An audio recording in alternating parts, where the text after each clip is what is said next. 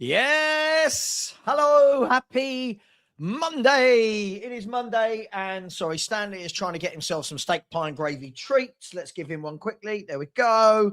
Stewie, you have one as well. Go on. Good boys. There we go.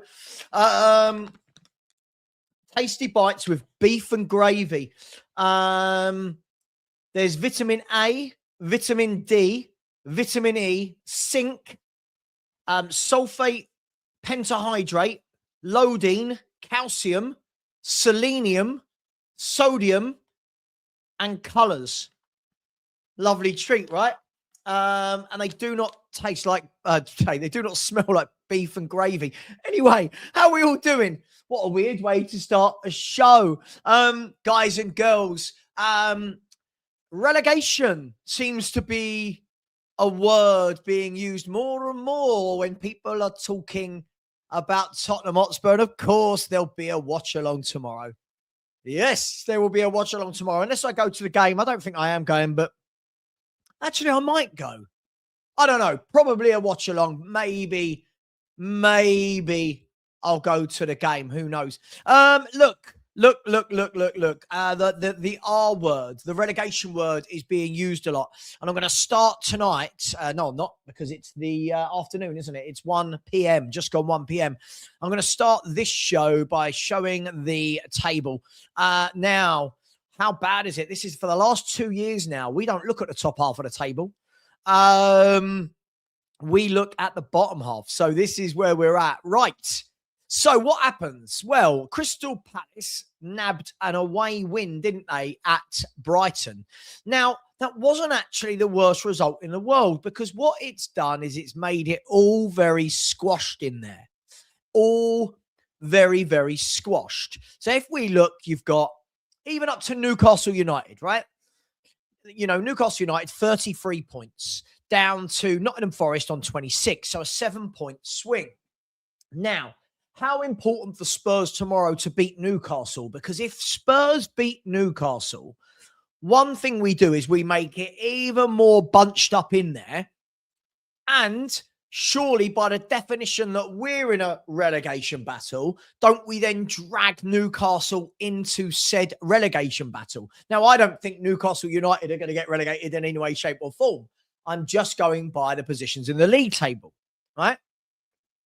If we actually have a look at this, right, that's what needs to happen. Spurs need to find that win. The gap to Newcastle will be 1 point. And then it all gets very, very squashed. So the best case scenario is that Man United beat West Ham tomorrow. Spurs beat Newcastle. And Spurs will go 9 points above relegation. And I think that's too much for West Ham to cover. In the last, it will be 12 games of the season. 9-point swing, 12 games. Not impossible. Can't see it. I really, really can't see it. Worst case scenario, Spurs lose to Newcastle and West Ham beat Manchester United.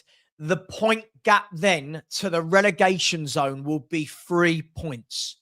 3 points. Tomorrow's game is absolutely gargantuan. Tomorrow's game is massive. And I'll be honest, if he loses tomorrow, they're going to have to change, aren't they? They're going to have to.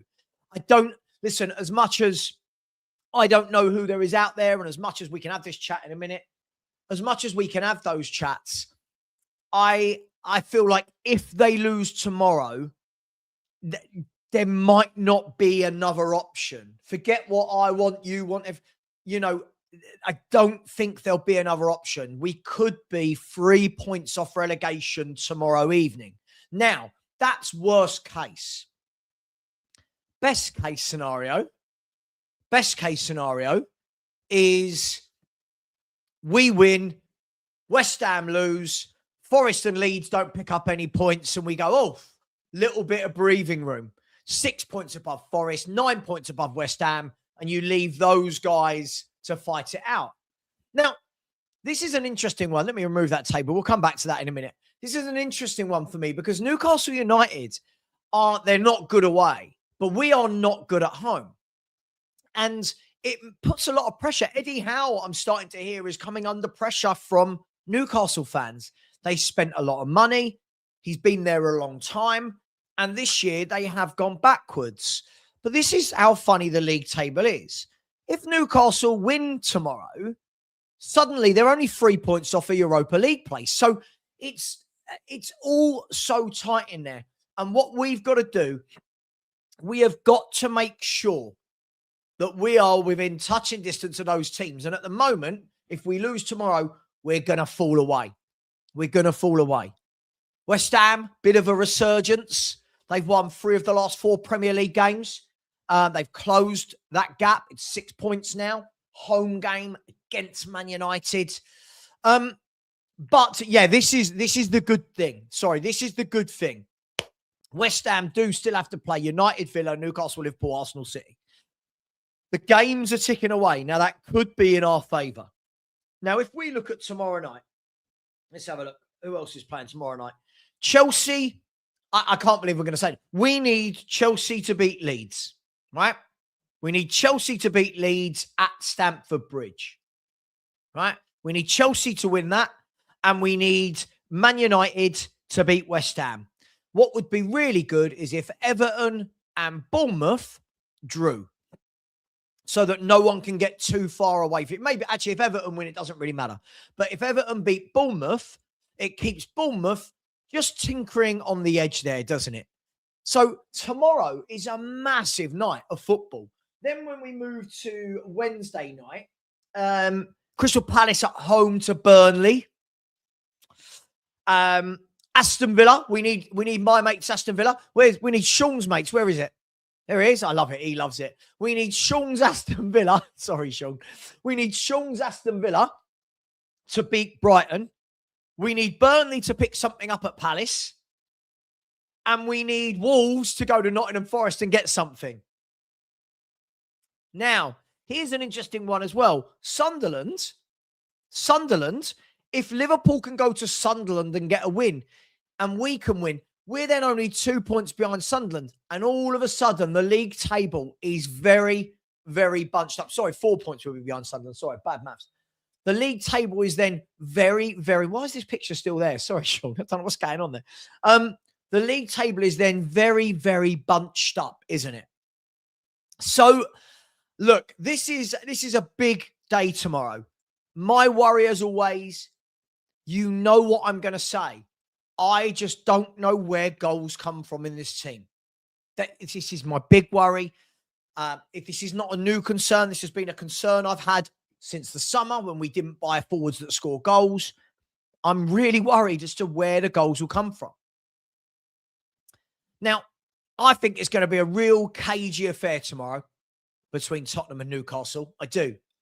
But we've got to find a way. Thomas Frank, the players, they've got to find a way by hook or crook. Come on, Stanley, calm down. Calm down. They've got to find a way by hook or crook to get out of there tomorrow 3 points. I don't care if it's 1-0, it hits someone's arse and goes in and we win in the 93rd minute. I don't care. We've got to get the 3 points. The 3 points tomorrow are massive. Because the game after that, if I'm not wrong, let's have a look. Fixtures after that. Arsenal. And with all the best will in the world, this is a bloody good Arsenal team, isn't it? This is an Arsenal team that don't lose games of football very often. They really don't. Now, a win against Newcastle and a win against Arsenal, I think you're laughing. I think we're safe. The chances of Spurs purely putting 2 wins back to back, don't know. I don't know. I genuinely don't know if I can see it happening. But one game at a time. Let's not worry about Arsenal yet. Let's worry about Newcastle United. Spurs need a win.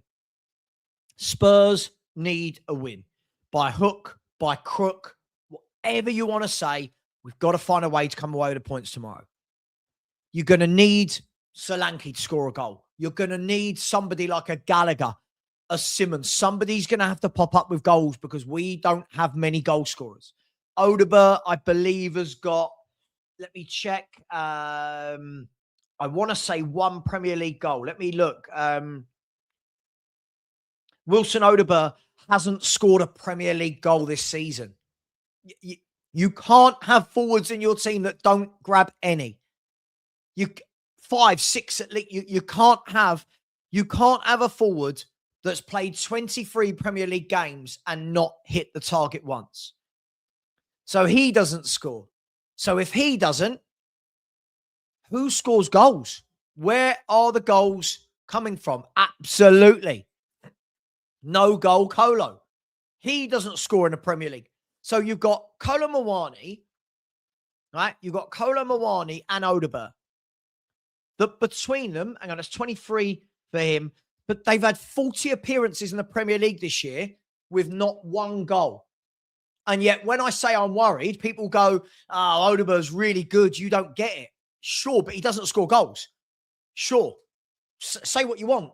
The bloke does not score goals. Rando Kolo Muani does not score goals. And this is, whether you like my opinion or not, this is facts, right? You've got Dominic Solanke, who we need to keep up his form, right? He's got 2 Premier League goals in 6. We need that from him between now and the end of the season. If he keeps that up, we've got 12 games left. He'll end the season with 6 goals, right? If my maths works there, he'll end the season with 6 goals. 2 every 6. He'll end the season with 6 Premier League goals, right? You're right. He's got 2 and 6. I listen, and again, I feel like we're putting all our hopes on a guy that has never really been prolific.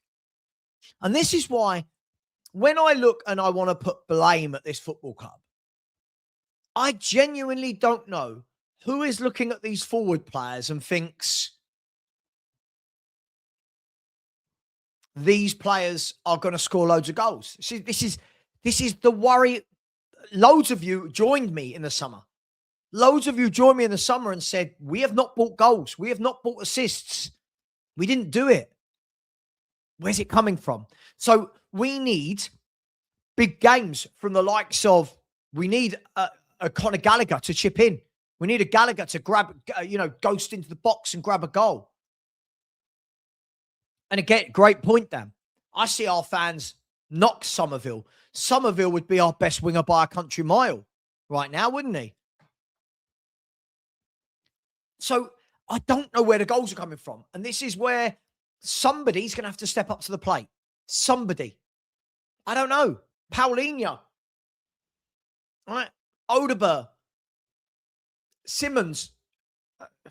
Gallagher. I don't know. Archie. Somebody is going to have to find a goal, because right now, for all the chances we've had in recent games, I never feel like when we get in that box, any of them are goal scorers. Alfie, listen, this isn't about who's right and who's wrong. What frustrated me was that we had that summer window and then didn't follow on in the January and kind of correct the wrongs that we'd done, if that makes sense. We didn't correct the wrongs. And now I'm looking and going, who? Said it before the game the other day. If Dominic Solanke doesn't score a goal, who is it that people think are scoring goals in this football team? It's been the centre-halves and the defensive midfielder. Porro don't score goals.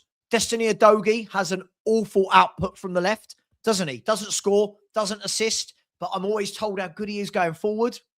Haven't seen it for nearly 3 years now, but apparently he's good going forward. Tell, not for me. Odegaard, got a few assists lately. Can't score a goal to save his life. I don't know. I genuinely worry about this. People can have a go at me. It's fine. People can say, I genuinely don't know where the goals are going to come from. It's been my worry all year. It's been my worry all year. Nothing's changed. Right? Maddison gives you goals. Kulu gives you goals. Right? They give you goals. We don't have them right now. Even Richie will chip in with a few goals. We don't have that. I can't even believe I'm talking about Richie being away. Right? in the summer, whoever the manager is, again, looking past this, whoever the manager is, they've got to go and give this player, this manager, forwards. They've got to. But I think we've got one of the worst attacks in the league. Respectively, Stuart, fuck off. There you go. Bye. What do you mean this is not content? What do you mean? Respectively, Savva, this is not content. Let's see when Stuart started his account. Hang on, channel activity. Joined 12 years ago. I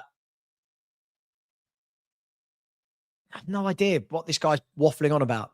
Respectively, Savva. Respectfully, Savva.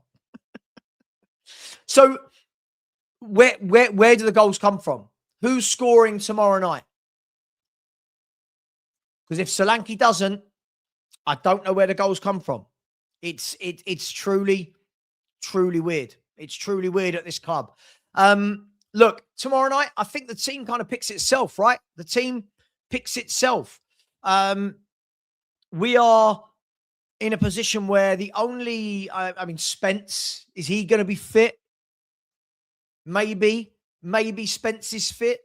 I don't know. If he is, he comes back in at left back. Archie Gray will be right back if they go for a back four. And then the midfield picks itself, right? Paulinho,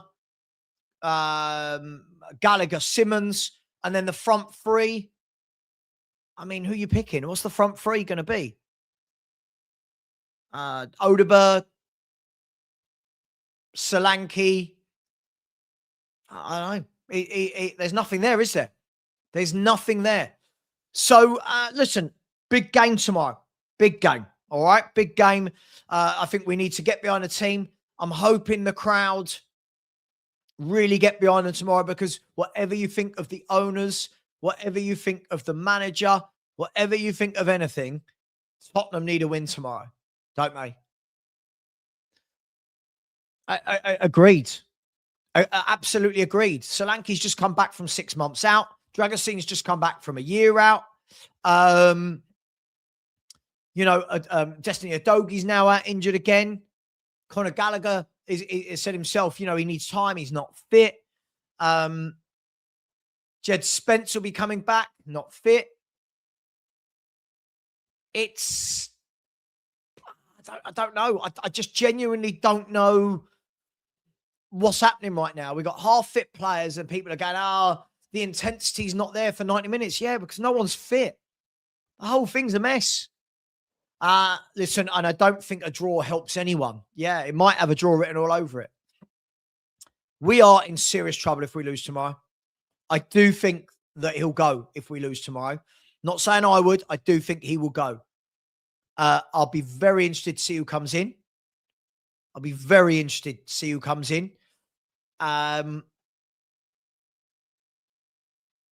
But look, as I said, let's go to the title of the show, right? And I know that there's so many that they're all of their limited vocabulary is just Frank out. I know that their limited football knowledge allows them to talk about bigger picture. But I want to talk about whatever happens with this manager, or if Poch comes in, if Xavi and whoever comes in, whoever the manager is, in the summer, Spurs have to implement a blueprint. We've got to implement a blueprint. And if we don't, and we never have in the Premier League era, have we? We've never implemented a blueprint. And it is so vitally important. It is so vitally important. Years of neglect, years of chopping and changing, years of bad scouting, years of bad transfer windows, years of lack of planning, lack of ambition, and it's caught up with us, hasn't it? Over the last 2, 3, 4 years, it has caught up with us. And we are now starting to see that this is 2 years in a row now that Spurs are bottom half. 2 years in a row. What that means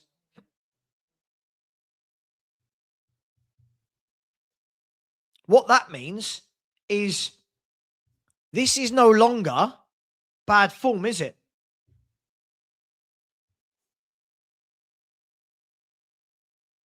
This is no longer bad form.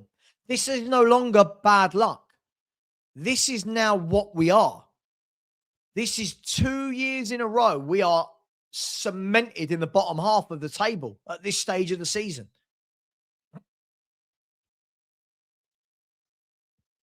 I know people don't want to hear it. These players are better than they're showing. They've got no evidence to suggest that at all. There's no evidence to suggest that these players are better than they're showing. Oh, but what about the year where where Ange finished 5th? Cool. We were playing once a week and we had Son, Maddison, Kulu. You had goals.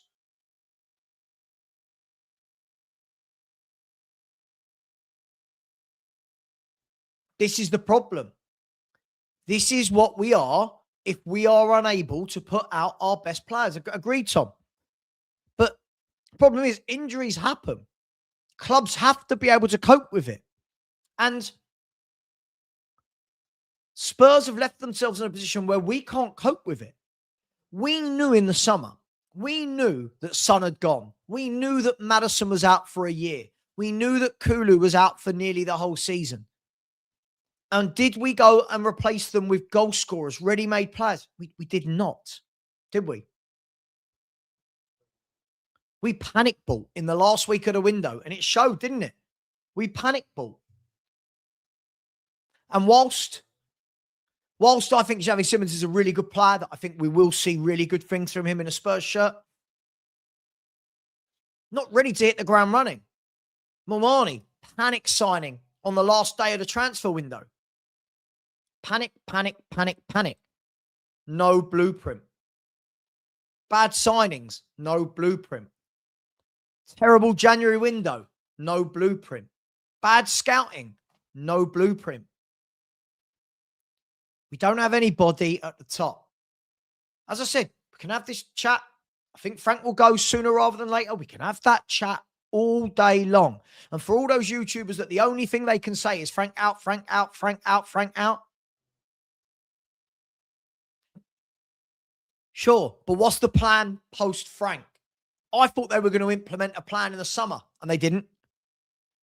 And then you're thinking, okay, cool, show us in January that there's some relative plan. Nope. No plan there either.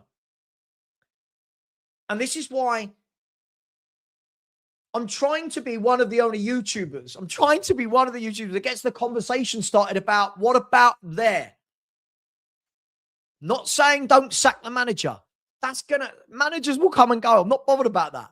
He will go if he doesn't pick up a win in the next 2, he's gone, right? But what about there? Or are we just going to implement another manager and go, oh, I like this one? Do you know what I mean? Like, are we literally just going to implement people? Ben Kaufman, let me know if you want to come on. I know you're probably going live at some point, but let me know if you want to pop on. Are we going to just change manager, or are we going to change strategy? Are we going to implement a strategy? And this is why every one of my posts could be Frank out. Frank, we know he's going. He's going to go. We know that. But you've got to help the next manager.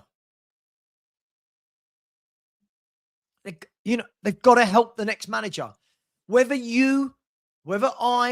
anyone in the fan base likes Frank, hates Frank, whatever your feelings on Frank, you can't have the January window and the summer window we just had after losing Maddison for a year, after losing Sonny.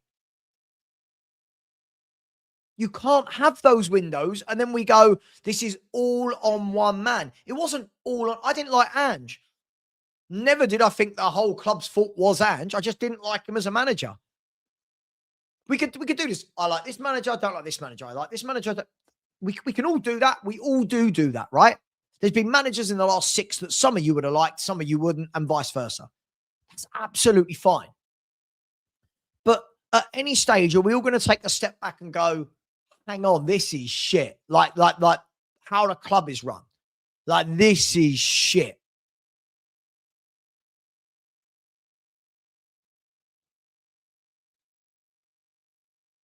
Do they? I don't know. Are people so blinded by their hate for one person right now that we can't see we're going round and round in circles? We're just going round and round in circles. Like, where does that end? Oh, but you didn't like Ange, but you didn't like Jose, but you didn't like Connor, you didn't like Potts, you didn't like Sherwood. When does it end? When does this vicious cycle or circle, both work, where does it end? Where is the strategy and where are the owners taking responsibility? Who decided Lang was the guy to build this club? Who is watching these transfer windows and thinking, this is the guy? As I've said, I have to keep caveating. I don't care if Frank is the guy or isn't the guy. It's more important above him. It's more important up there.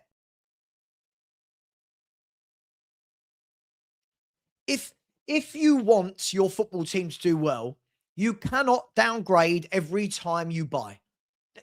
That's obvious, right?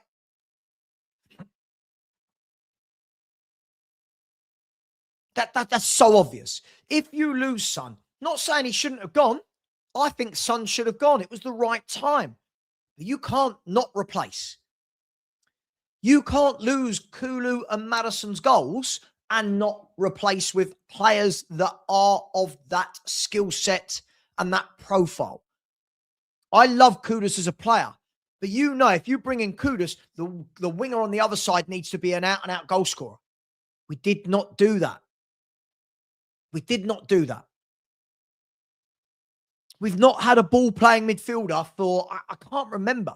We've not had a ball-playing midfielder since Moussa Dembele. Moussa Dembele, by the way, ladies and gentlemen, left this football club in January 2019. It's now February 2026. In those 7 years, 6.5 years, whatever it is, Spurs have not had a player like, I'm not saying Dembele's are easy to find. We have not managed to find a ball-playing midfielder for 6.5, 7 seasons.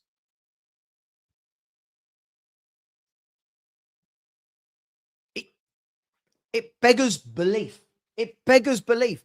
You don't have to be an expert or a coach or any sort of football person to see that Spurs' squad is put together absolutely dreadfully. We went from, always got it to out. We went from this. Look at this. This team had everything, right? The two centre-halves were just impeccable. Walker, pace, power. Danny Rose, great engine, up and down, carried a frack going forward. Wanyama and Dyer just did their job in the DM, didn't they? Win the ball, give it to Dembele. Powerful, strong. Dembele, guile, skill, ball control, drifting with the ball, driving with the ball, winning his 50-50 battles. Ericsson, skill, creativity, goals, work rate. Dele Alli, goals, goals, goals, goals. Son, pace, goals. Kane, full package. You look at that, and then you look at the 11 that started the other day, right? Look how far away we are from that.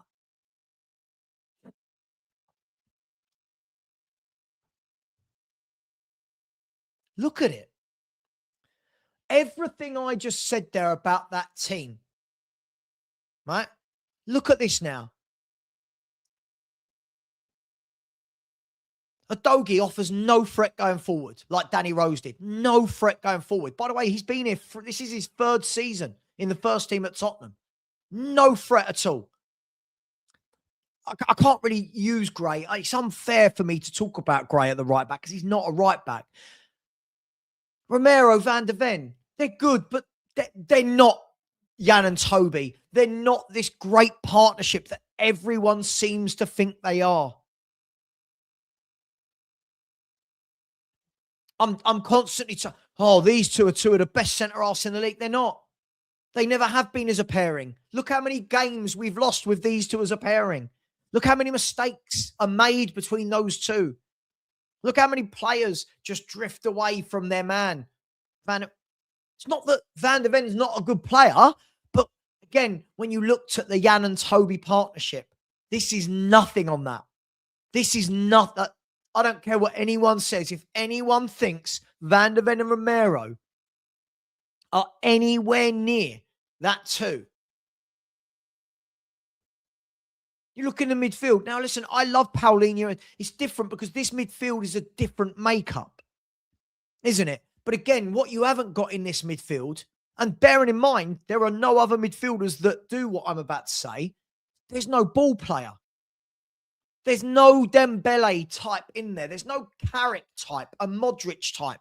There's no Declan Rice. There's no Tonali. We have not bought those types. And then you look, Papa Sarr, he runs around. I think Papa Sarr is a tremendous professional athlete. I do. He works hard. But again, watch him when he's got the ball at his feet. He's not a footballer, is he? Yeah, but I tell you what, absolutely. My bad for missing out. Lloris, levels above Vicario.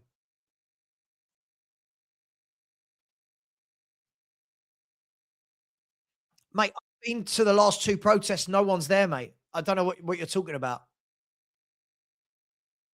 You look at Odegaard on the right. You think we had either Son or Ericsson or Ali playing out there on the right. You've now got Wilson Odegaard. By the way, we're going, oh, he's young. How old was Dele Alli when he was banging in goals for Spurs? 18?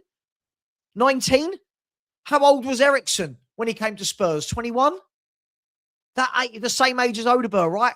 But scored goals for fun, assists for fun, because the level of the player is up there. And then Solanke to Kane, not even fair to have that conversation. And guys, this isn't welcome, James. This isn't rocket science for me. If you don't have a blueprint, and if you keep buying worse players than you are selling, you look at it. It started, James, with Kyle Walker.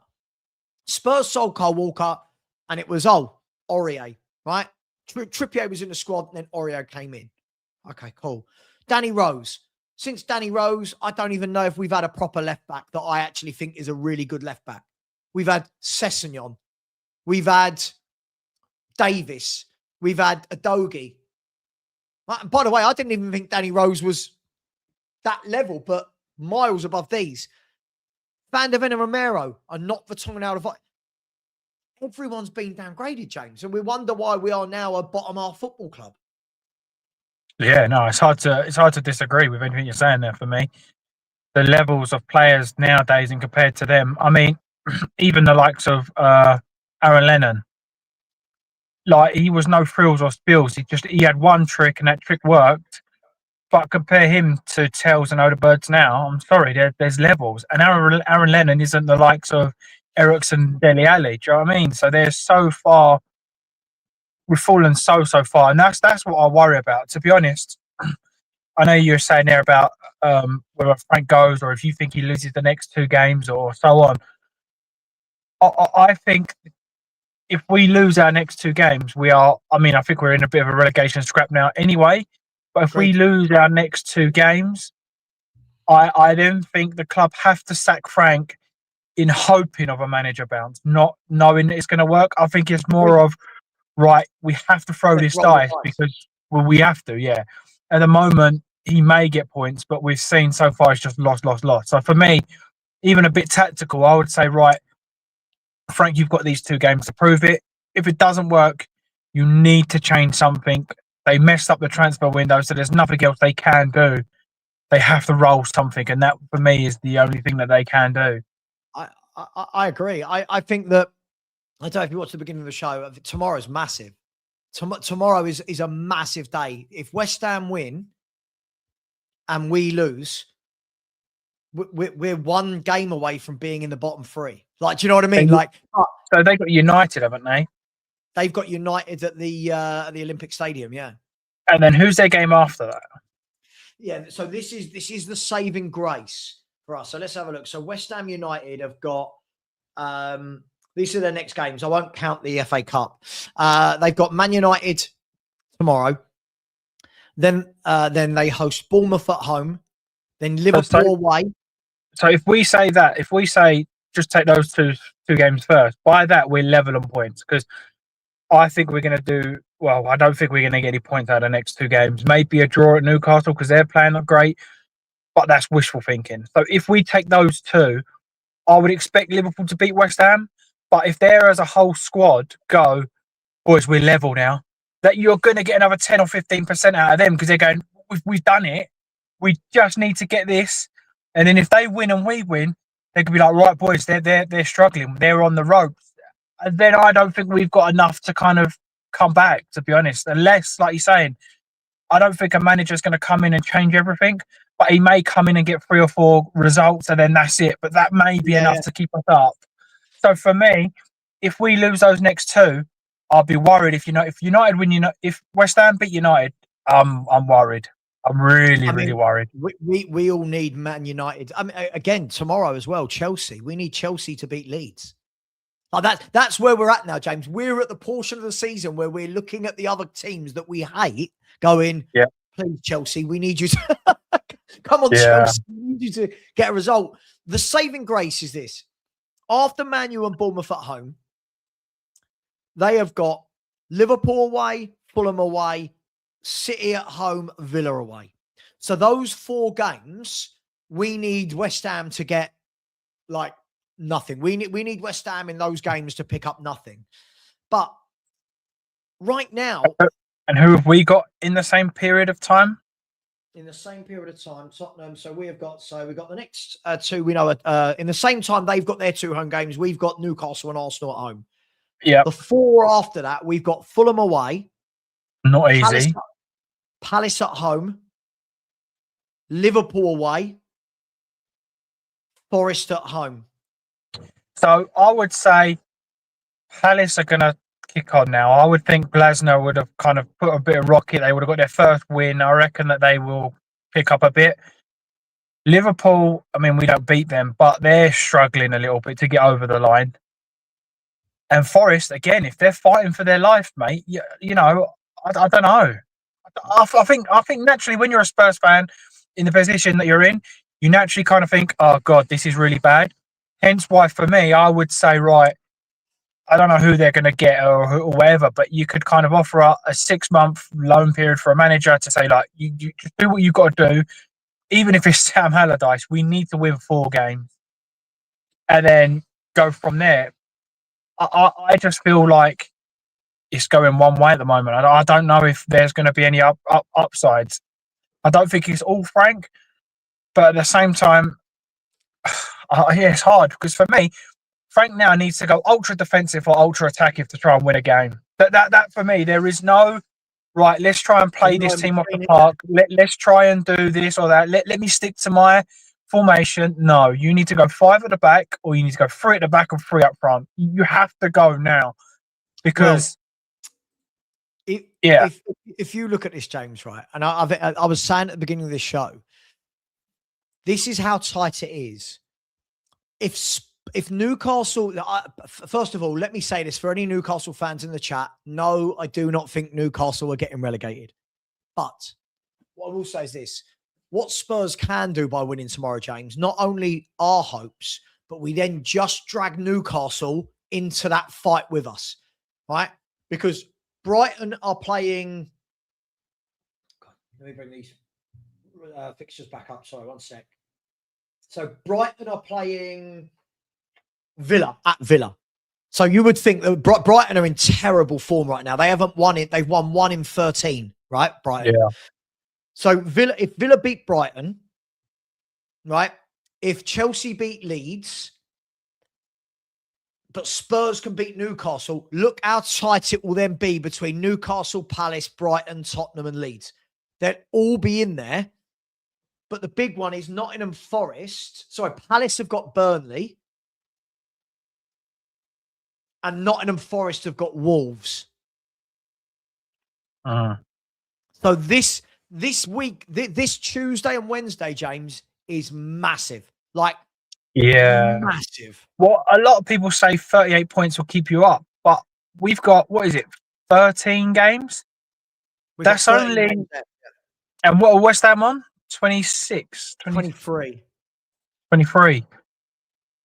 I don't think it will, because, well, if they win five games. Put it this way. If 38 keeps you up, James, that means West Ham United in their last 13 games need 5 wins. Right? Now, that would be bloody good form. If they pick up 5 wins from 13, that would be good form. They would deserve to stay up. The question is this. When you look at, I think, can we agree for the purposes of this conversation that Wolves and Burnley are gone? Yeah. Right. Okay. Wolves and Burnley are gone. The question is this. All of these teams are going to take points off each other, right?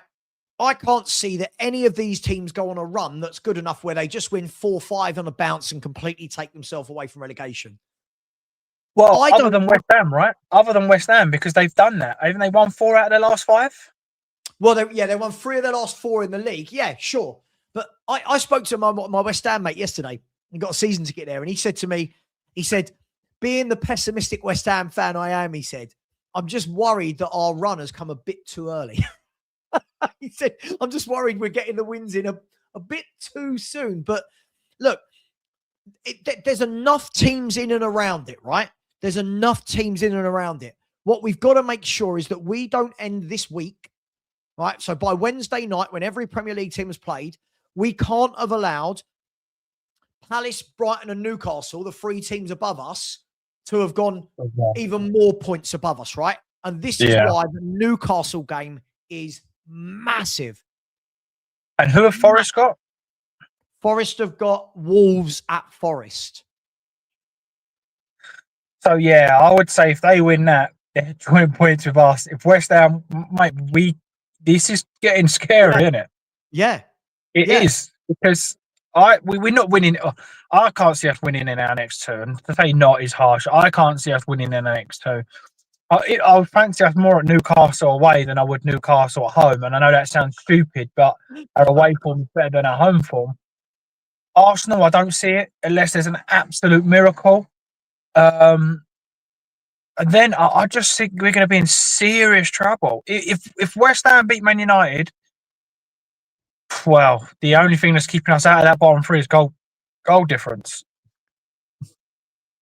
Look, I think that the problem we've got here, right, is normally you look to home games, don't you? In situations like this, you look to home games and go, oh, right, okay, well, at home we've got Brighton, Leeds, Everton, Forest. Yeah. Oh, there's enough wins there. There's enough wins there. Problem is, the home form is the issue this year. Well, I sent you that video about Kyle Walker, didn't I? He sat down in front of everybody and said, listen, boys, get into them. In 5-10 minutes, their fans will turn on them. We know they're going to turn on them. And then, how we know it, they turned on them. Look, I understand. To be honest, now I'm leaning towards that Frank out. I am, because I don't see where he's going to get what or do what. At that point, where it's just gone like, if we don't win tomorrow. I think he's gone if we don't win tomorrow. I'm not sure, but I'm at that point now where I don't know if he's right for Tottenham as well as Tottenham are right for him. So I'm leaning to that way now. I feel like I have given him enough chance. But my main concern is those home fans. This is where I need. He even needs to go ultra defensive or ultra attackive to get those home fans on board and go, right, okay, not the football we wanted, but we got a result. Or, right, we're really attacking here. You had to go there. Give us something to say, right, you know what? Relegation scrap, everyone behind the ball. Relegation scrap, we went all out attack to do something. To kind of sit there and kind of just be sitting duck, tries to play football with better footballing teams at the moment, it's not going to work. So he's got to do one or the other. And I'm almost hopeful saying they might get on board and see it. If we concede first, it's game over. My worry is I just can't see how a team like ours goes all out attack with the players and the options we've got. Don't get me wrong. I love a bit of all out attack every now and then, but I look at these players and I say, You know when you like the other day when I watched who did I watch? It wasn't the game they lost. I watched Newcastle the other week. And there was a 20-minute spell in a game. I can't remember who they were playing, but a 20-minute spell, James, where they battered the other team. And it was wave after wave of attack with Gordon one side, Barnes the other, and it was Wissa and Tonali or whoever it was. Right? And it was just wave after wave. I look at our players. I don't see who's capable of wave after wave of attack. No. But isn't there... No, I agree. But then we're going to have to almost go the way Ange did, isn't he? Everyone in the other half and play that high line. Like that is the only way. Look, whether you agree with Ange or not, I definitely disagreed. But he did get 20 goals or whatever it was out of GA, out of Brennan Johnson. Are we going to have to try something like that? I know that is not sustainable. I know it's not great. But we've got to try something, haven't we? We have to get some points. Look, first and foremost, see, I agree. Right, but the point is, when you have wave after wave of attack, Destiny, you don't have wave after wave with one footballer, do you? And this is my point. When I watch these other teams, they're flooding forward with, you can see their identity, like this winger and that winger and this attack. When I look at Spurs, everything goes through Xavi Simmons, but there's no outlets. There's no, like Destiny Udogie for me. Everyone's told me for years. I've got a real thing about Destiny Udogie, by the way, who Thomas Frank has just confirmed in his press conference that he's out for another 4 to 5 weeks. Right? Again, like just pointless, this bloke being at the club. All I kept hearing was, oh, Destiny Udogie down that left-hand side can be brilliant. Does fuck all. Does absolutely nothing from an attacking perspective. Nothing. So you've got nothing coming down the left. We haven't bought a proper left winger. You've got Odegaard on the right who... I think he has moments. I think Odegaard has some moments. But if I was a fullback, I'd quite happily play against Odegaard for 90 minutes. Yeah, he might beat me a couple of times, but I don't think he's... When Anthony Gordon's running at you for 90 minutes, I think you're a bit scared. You know what Anthony Gordon's capable of, right? When Jeremy Doku's running at you, you're like, oh, God, I do not want to play this today. I do not want to play against Jeremy. I look at ours and I go, who is scaring the other team? Yeah, even I agree. He's done well, but he's not a centre forward that I think puts the fear of God into defences. Do you know what I mean? So yeah, no, I agree. But I agree with you. I think if we lose tomorrow, I'm not in a Frank out, but I do think they will have to roll the dice. You know, and I think we're allowed to have the adult conversation without it always being so vitriolic. I think they will have to roll the dice if Frank goes, get a bit of feel-good factor in for Arsenal, which would be the next game, the next home game. Big question is this, James. Who? Yeah, of course. That is the question. That is the main question. But for me, almost strategic. I would let him have the Arsenal game as well because I feel like that's going to be a loss regardless, and you don't want an interim coming in on a loss like first game Arsenal. But do you not think a new manager could get the crowd hyped up, a bit of feel good factor for the NLD? Yeah, they may get maybe, but I don't want an interim. I mean, look, it's so crap that you're even talking about it like this, but I would rather get those games almost done and dusted and then bring a manager in and go, look, now you should be winning these games. Show us that you could get us back on the right path. And they've kind of got a free run at things rather than bringing an interim and go, right, first game Arsenal. It might just set the mood and the tone of, oh, crap, we've lost our first game. Sure. Whereas there's if both ways of looking at it, right? Look, I think the difficulty that I almost feel sorry for an interim manager coming in though as well, because that interim manager is still coming in to this injury crisis and doesn't have options. So what we're going to see, James, in my humble opinion, is it will still be the same 11 or 12, but what you're going to have to hope is that person can inject 10% of each player rather than us seeing any kind of real dynamic tactical change or anything, because you're still going to be putting out Tells and Odegaards. You're still going to be putting out Archie Gray's still going to be filling in for somebody in the team at right back or right wing but the good news is Jed Spence is fit for tomorrow night. So Jed Spence will take Destiny Udogie's place. There you go. Yeah, it's such a hard position to be in. I really don't know the answer. I don't think anyone does. I think that's Uh, why our fan base are so torn. And even not even just on the manager, on the players. One person will clutch at the straws and say he's good, and he's. But based on what?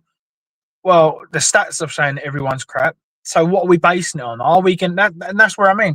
I genuinely think he's going to have to go all out attack or all out defense to try and do something. I don't see any other option. do This you know what kind we of need tomorrow? trying to go We toe need, to toe with teams. We ain't got the players. We ain't got a ball player. We haven't got that kind of guy on the pitch to say, you know what, this is what we're going to do. To be honest, I wouldn't even mind if he played Polinia, Sarr, and Gallagher in the midfield and just say, right, two workhorses, nothing comes through. And if they do, Polinia, you stop it. It don't happen. Go to your back four. And then you're going to have to play two up top, play two up top with Solanke. I mean, again, we're kind of clutching so bad, but we're either going to concede loads of goals or score none. That's how I feel about Tottenham. You have to commit to something, otherwise we're spiraling. But you know the problem again, if we look away from this, the problem again is we're about to have another game tomorrow where we've got to change the 11 again because players are injured and players are suspended. I don't think we ever actually get to the stage where we have a team for 3 games in a row. And that is the beauty of what Carrick's had at Man United. Carrick's gone into Man United with a largely fully fit squad. I think Mount and De Ligt are injured, right? But he's gone in with a fully fit squad, playing once a week, and he's able to go on then, this is my 11.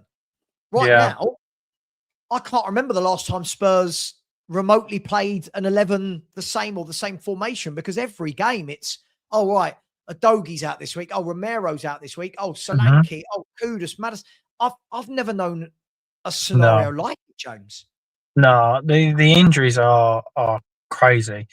It's ridiculous. And I think it is a real eye opener, because a lot of us, if not 90% of us, thought it was Ange's fault. Clearly, it's not. Clearly, there's something. There's got to be something. I don't know if it's the surfaces that they're playing on. There's got to be some. I mean, you're clutching at straws again, but there has to be something. Are they not recovering? Are they not doing recovery? Are they traveling? Are they playing too much? I don't know. I really don't know. And like you said, with a manager coming in and he's still got these same players but the same injuries.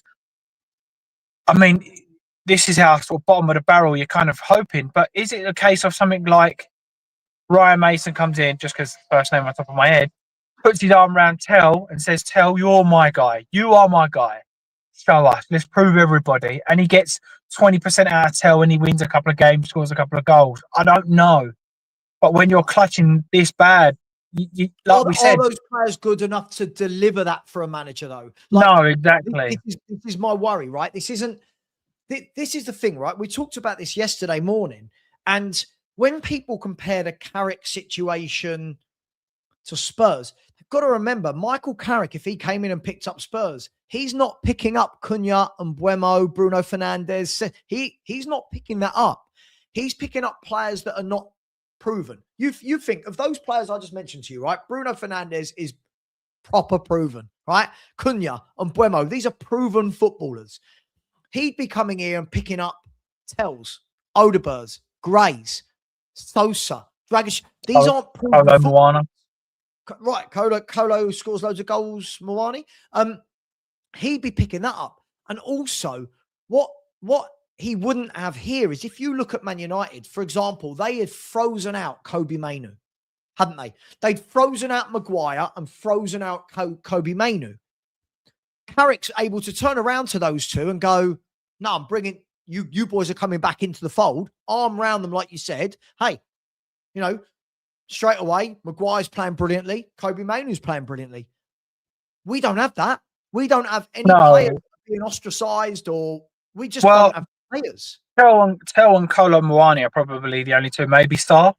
I mean, I know they're not the same level. Proper proven players. No, I know you don't. Yeah, you don't. But if he could get another 20%, if he could get Sarr playing like he did at the start of the season, Sarr was doing okay. Kolo Muani, if you can get Kolo Muani from Juventus, or who knows? Tell. I mean, I don't think there's a player there, but again, I think the problem is when you are so in it, and I believe in 2 games we're going to be in it, you have to roll the dice and try something. You can't continue the same way. Yeah, listen, as I said, I think that tomorrow is really good point. Perchie's just messaged me and actually said, look, he's put, the 12-day rest after tomorrow, between tomorrow and the Arsenal game. He said that's got to be the decision maker for the board. That's got to be, because that's the 12 days where you could turn around and go, right.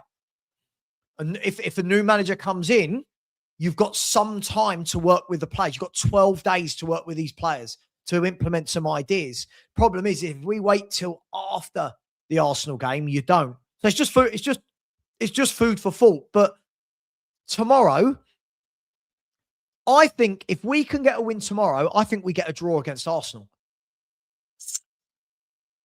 I think you're clutching there, mate. I've got a clutch. James, James, I'm at clutching stage, all right? I'm at clutching stage. I don't see that. And purely because I don't see us scoring goals against Arsenal. I really don't. I think they are so solid that I just don't see it. Maybe. Look, with their attack, they're going to score at some point with their attack and our defence. So even if they have an off day and they put 1 in, you're going to have to score 2 or 3 to beat them. I don't know if that's going to happen. Look, my worry about playing a team like Arsenal as well is look how good they are at the back. Like, that's what I mean. I don't know who's scoring. I mean, you look at the goal we scored against them at their ground. It was Richarlison, like the 40, 50-yard shot from Richie.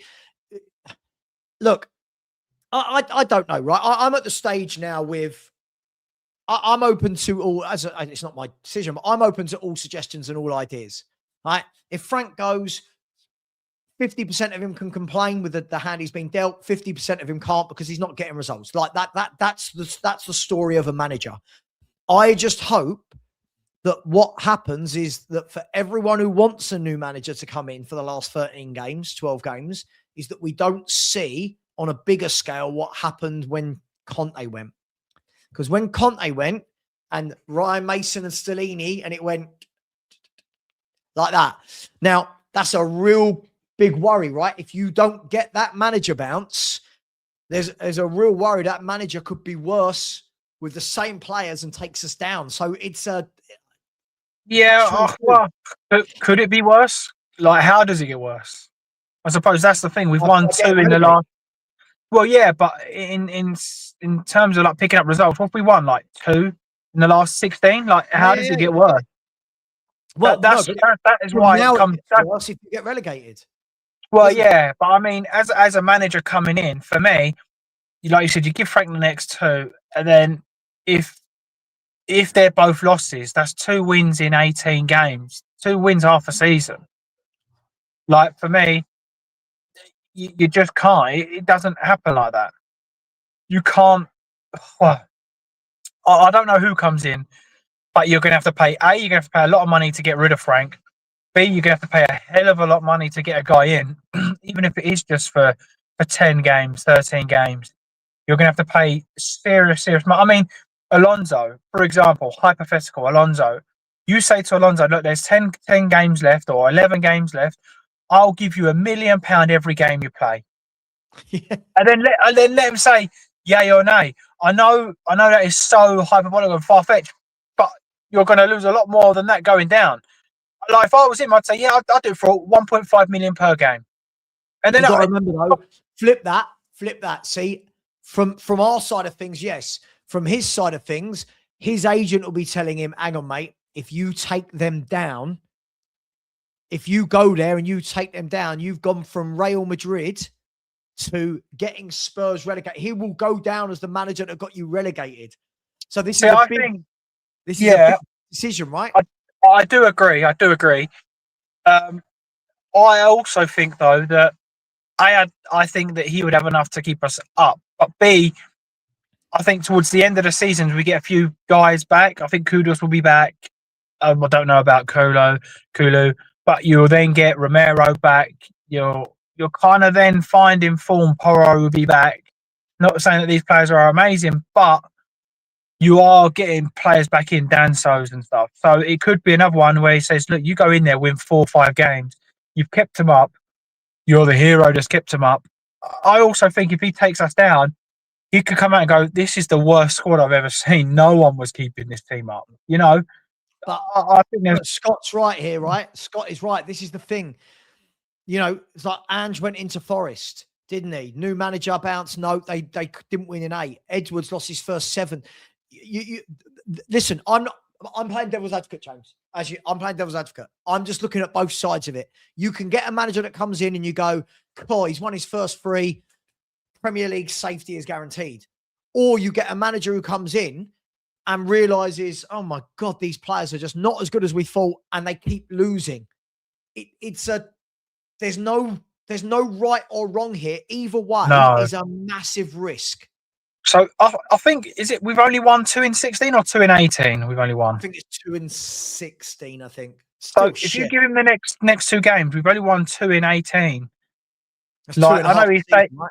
Yeah, that's 2.5 a season. So I know he said there about Ange not getting any wins in 8, but at the moment we ain't getting any wins anyway. No. Of course. That's where I'm at. Again, I don't think that's the way. You shouldn't be hiring a manager on those principles. No, but when you haven't won in so long, if you don't sack him and he carries on, we'll all go, should have done that ages ago. Should have done that after the West Ham game. So this is the difficulty, James. It's timing as well, right? Like, is now the right time? Have they left it too late? Is this the perfect time? I'm just asking questions. I know there's a lot of people in the chat who can't seem to understand what I'm doing. I'm just asking questions because if you get rid of him and then new manager comes in and we lose the next 5, whatever you thought of Frank, people will turn around and go, well, that was a silly time to do it, wasn't it? However, they bring in a new manager and he wins the next 3, 4, 5. We go, cool, that was a stroke of genius from the board. And I disagree. I think they'll go, I told you Frank was crap. That's what they'll say. There won't be no genius from the board. It'll be, I told you Frank was so bad. Sure. Listen, I don't think whoever comes in, this squad is good enough to win 4 or 5 in a row with any manager, by the way. I don't think the players are good enough. But this is the decision they've got to make. Now, I think a win tomorrow, I don't think anything changes. I think a win tomorrow, Frank will see Spurs into the Arsenal game. You're breathing a little bit better because you're on 32 points. You've then got 36 to play for. Yeah. Right? You've then got 36 points left to play for. I think you're okay. Lose tomorrow night. There's a big decision that needs to be made.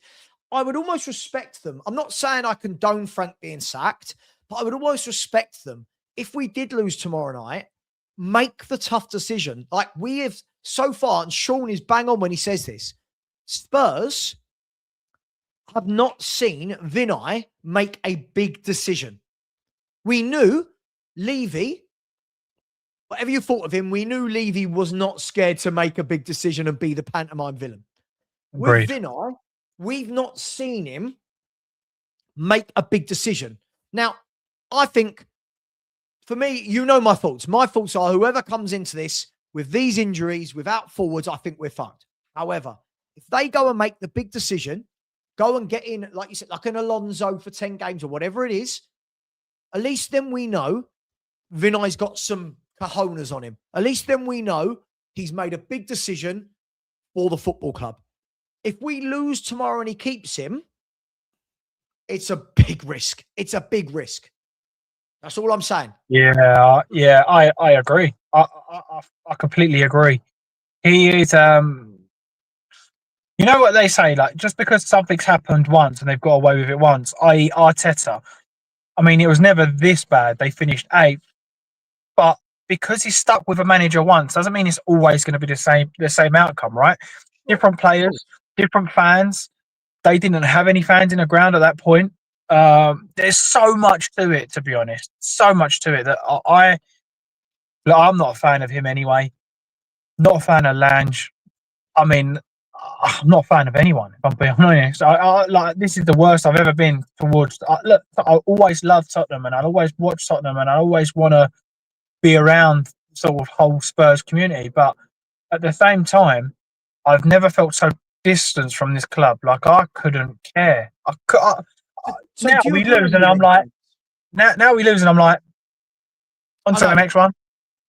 But that's where I'm getting to. And that's why I've titled the show Spurs Need a Blueprint, because as much as we talk about Frank, sacking Frank, for me, doesn't actually change the big issues at the football club. The bigger issues at this football club will still remain. And I think that what they'll do is they'll remove Frank. Whoever comes in is a hero because they keep you up. And then what we do is we suddenly forget that there's no plan, that there's no blueprint.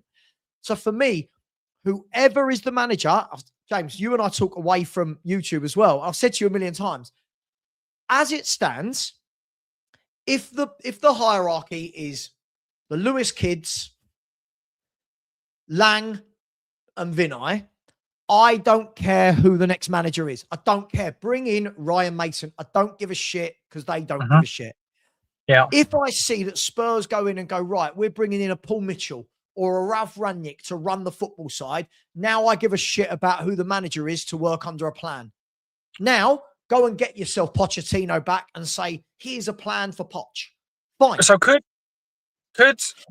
hypothetical, obviously, just picking out names because we believe they're available.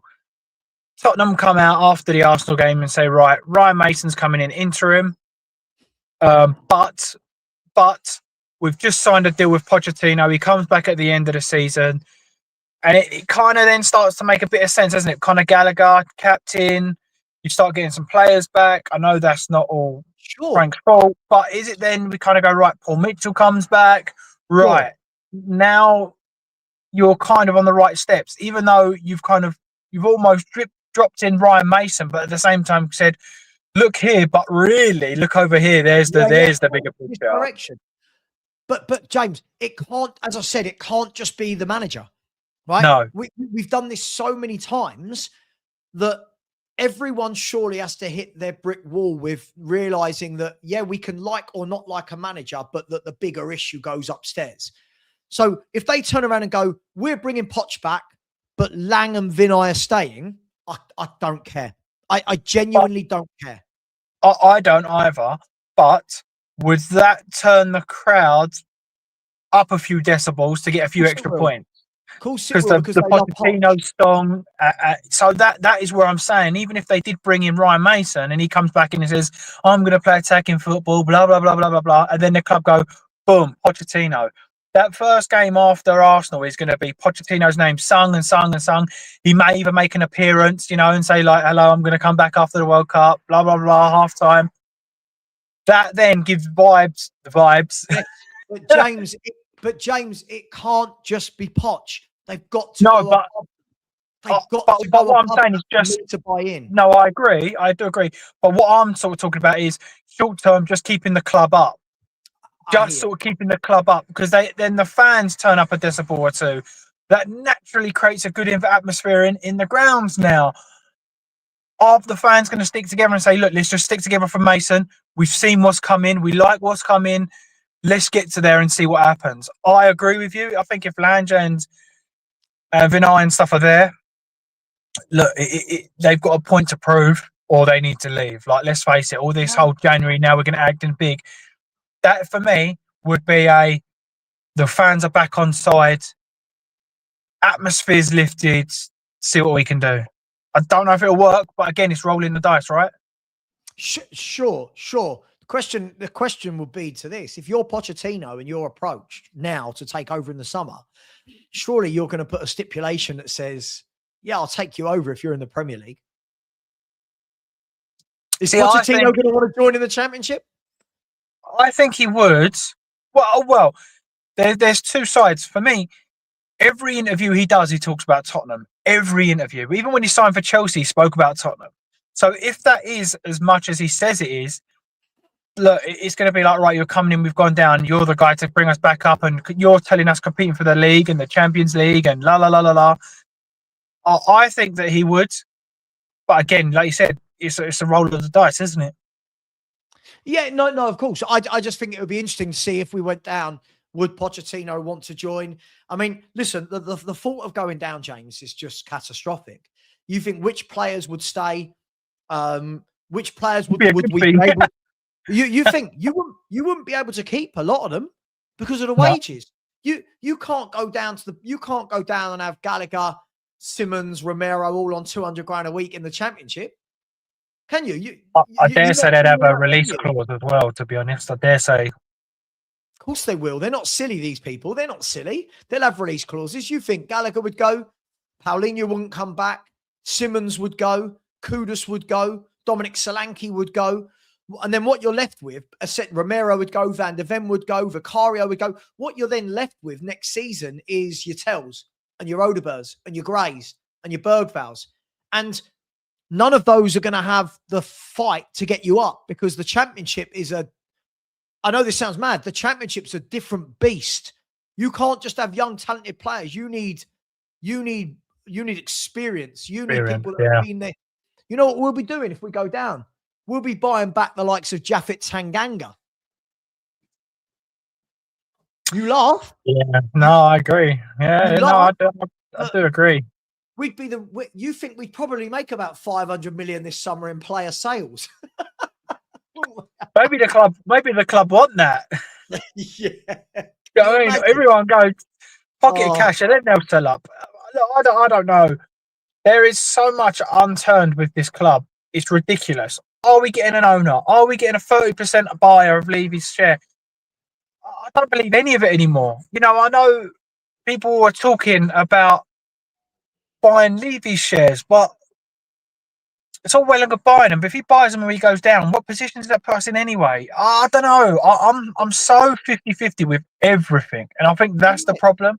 It's a mess. You know, even these people that are on about coming in, it's taken 4 or 5 of them to get the money together to buy Daniel Levy out. So when we say, right, yeah, well done, you've paid $1 billion, now we need $1 billion investment in the club, they're going to go, well, we have to get 5 more investors. Like, what are they going to do? I don't know. This club is so toxic from everything, even the fans in the ground, everything. As I've said, I've said to you a million times, said to everyone a million times, and I know people don't hear this in the way it's intended. So I'm saying, Frank will go because sacking a manager is easy. But everything you've just mentioned there behind the scenes is a mess. Everything's a mess. And if we think a manager comes in, and this is what someone put in a great point there about Carrick. Right now, Carrick is the talk of the town because he's played 4-1-4 as the new Man United interim boss. What happens when Man United go back to playing European football 2 games a week? Yeah. Carrick's never done that. Carrick's never managed a top team. Carrick's got no success as a manager. So, you know, this is why short-term fixes are fine. But again, I saw my Man United mate the other day he said, Man United, we need a plan. He said, you always talk about Spurs needing a plan. He said, we need a plan. He said, we're a mess as well. It's just it's feel-good factor right now because we're on a new manager bounce. Said everyone's going, oh my God, Carrick's done this, Carrick's done that. He went, yeah, he's done well. He's done really well for 4 games. But he said, if we're Man United and we want to get back to being what Man United once were, do you hire Carrick? Because I've been told that you can only hire winners. So well, I think it's the only thing I think slightly different. This as well. The only thing that I think is slightly different is the caliber of players at United. It is far higher than where they should be or where they were. You know, Cunha's, Buemos, Sesko's, agreed. Mainu's, Fernandez's. That for me is a top 5, top 6 club in the Prem anyway. So whether Carrick's doing a good job or not, I'm not taking anything away from him, but they should be there or thereabouts with that squad, barring maybe a couple of players. And again, that's not taking nothing away from him. I look at our squad that we've got available now. What should we be? 12th? 11th? I don't know. I think when everyone's fit, we shouldn't be. When everyone's fit, I've got no doubt we're a European football club. Problem is, the drop-off from these players to the players that are having to play is huge. You look, how many people are having to play out of position every week because we don't actually have 2 players in each position in the squad. Like it's absolutely catastrophic, James. And, you know, I think as a fan base, we spend so much time wanting the point score and I'm right, you're wrong, I'm right. All this bollocks, right? At the end of the day, I just want a plan. I don't care if I'm right or wrong. I just want a plan that we can get behind. I want them to turn around and go, here's Poch. He's joining at the same time with Jesus' assistant. Mitchell's going to be the director of football, right? Here you go. Our plan is we've signed these guys to a 5-year contract with Mitchell. Mitchell's in charge. He's got the keys to the castle. Mitchell is the one who will sack everybody. He's in charge of managers, players, right? He has the final say on which players come in. We have a final say on budget. Go. And at least then I can turn around and you can turn around as a fan and go, we know what we're doing. Right now, I'm looking and going, what are you doing? Who is the football guy? Is Lang the most experienced football guy at this club? Yeah. Well, yeah. I think that's the thing, and I think everyone's going against each other. I also feel that Frank has probably written his own like failures in some ways. Start of the season, he come out and said, "I just don't want players for players' sake."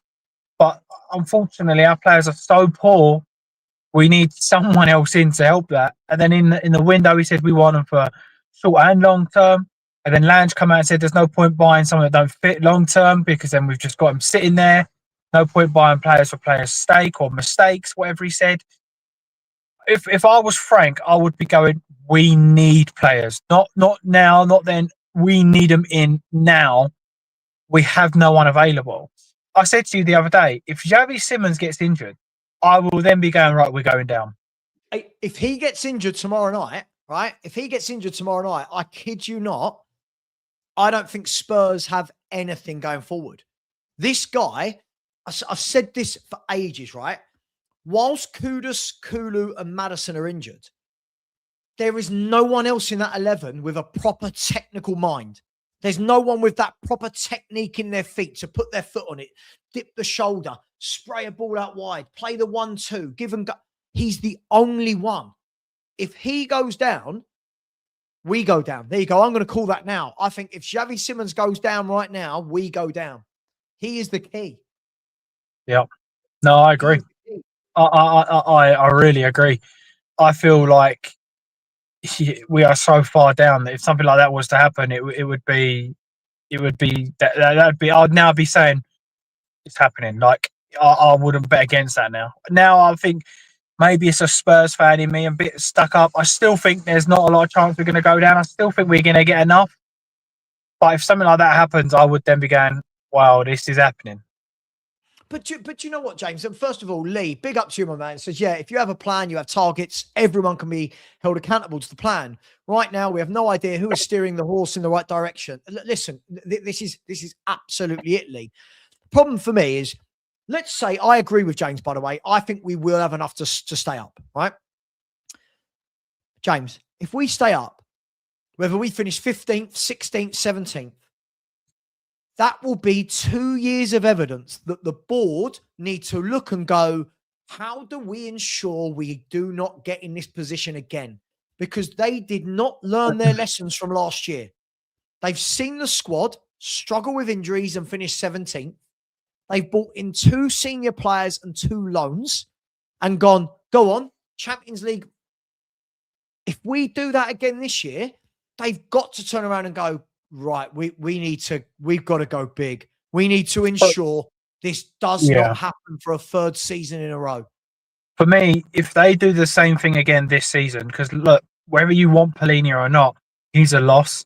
Whether you want Kolo Muani or not, he's going to be a loss because that's another player that we don't have available. So if they did the same thing, for me, the only way you're going is down. Like, let's face it. Last year, I don't know how many points we had, but I feel like this season's worse for points. Am I right in saying that? What I know we finished 17th. We finished last season on 38, didn't we? So no. we're on similar. You would say we're on course for more, but it depends what metric you actually want to use. Yeah. Moment, right? So it's one of those you kind of think, you don't get away with it. You know how many times, you know what I mean? You drive 100 miles an hour on the wrong side of the road twice, you get away with it. How many more chances do you take that risk thinking, yeah, I'm going to be okay? Because eventually it's not okay. These guys cannot keep not back in this squad. Because like we're saying, Romero goes, whether you rate him or not, on his day, I'd say he picks you up 12 points a season. Because he had 4 5 really good games. The rest, all right, whatever. Van de Ven, maybe he's going to start asking questions. Well, I'm not interested. It's come out, and Vicario has said supposedly that he wants to go in now, and then I want him. Why would he stay around? He'd go. You're then looking at like Porro. I think Porro would go somewhere like City and fit in. Whether he's the best defensively, he would fit in that sort of style, or he could go to Spain. Doesn't that come back to the plan, James? Like, if you buy players for the sake of buying players, they don't actually fit into a system.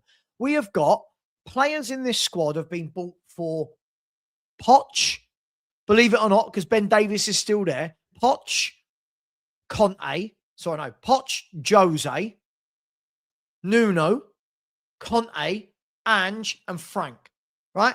We have got a squad built for 6 different managers, but with no blueprint across all of it. So this is why when I look at I look at clubs, I pick smaller clubs. Look at Villa. Villa are building for one blueprint, which is Emery's blueprint. Right? Now, I don't know what they're going to do when Emery goes. I don't know. But they've built for a blueprint for Unai Emery. Brentford have built a blueprint over the last decade for Brentford, not for Brentford, right? And it shows. Andrews has come in, picked up, carried on, right? Doing really well, doing so well. We also need them to win tomorrow night or Thursday night against Arsenal. But you then look at Spurs. James, what's a Spurs player? Right now, not historically when we had Hoddle and right now, what is a Spurs footballer? Maybe Maddison and Kudos. Maybe that's what I would say. Maybe. But do you see what I mean? Like we've gone from Pochettino, who played the 4-2-3-1, high pressing, high intensity, right? We then went to Jose Mourinho, who goes more of the methodical, tried a different tactic every game to compete against the opposition.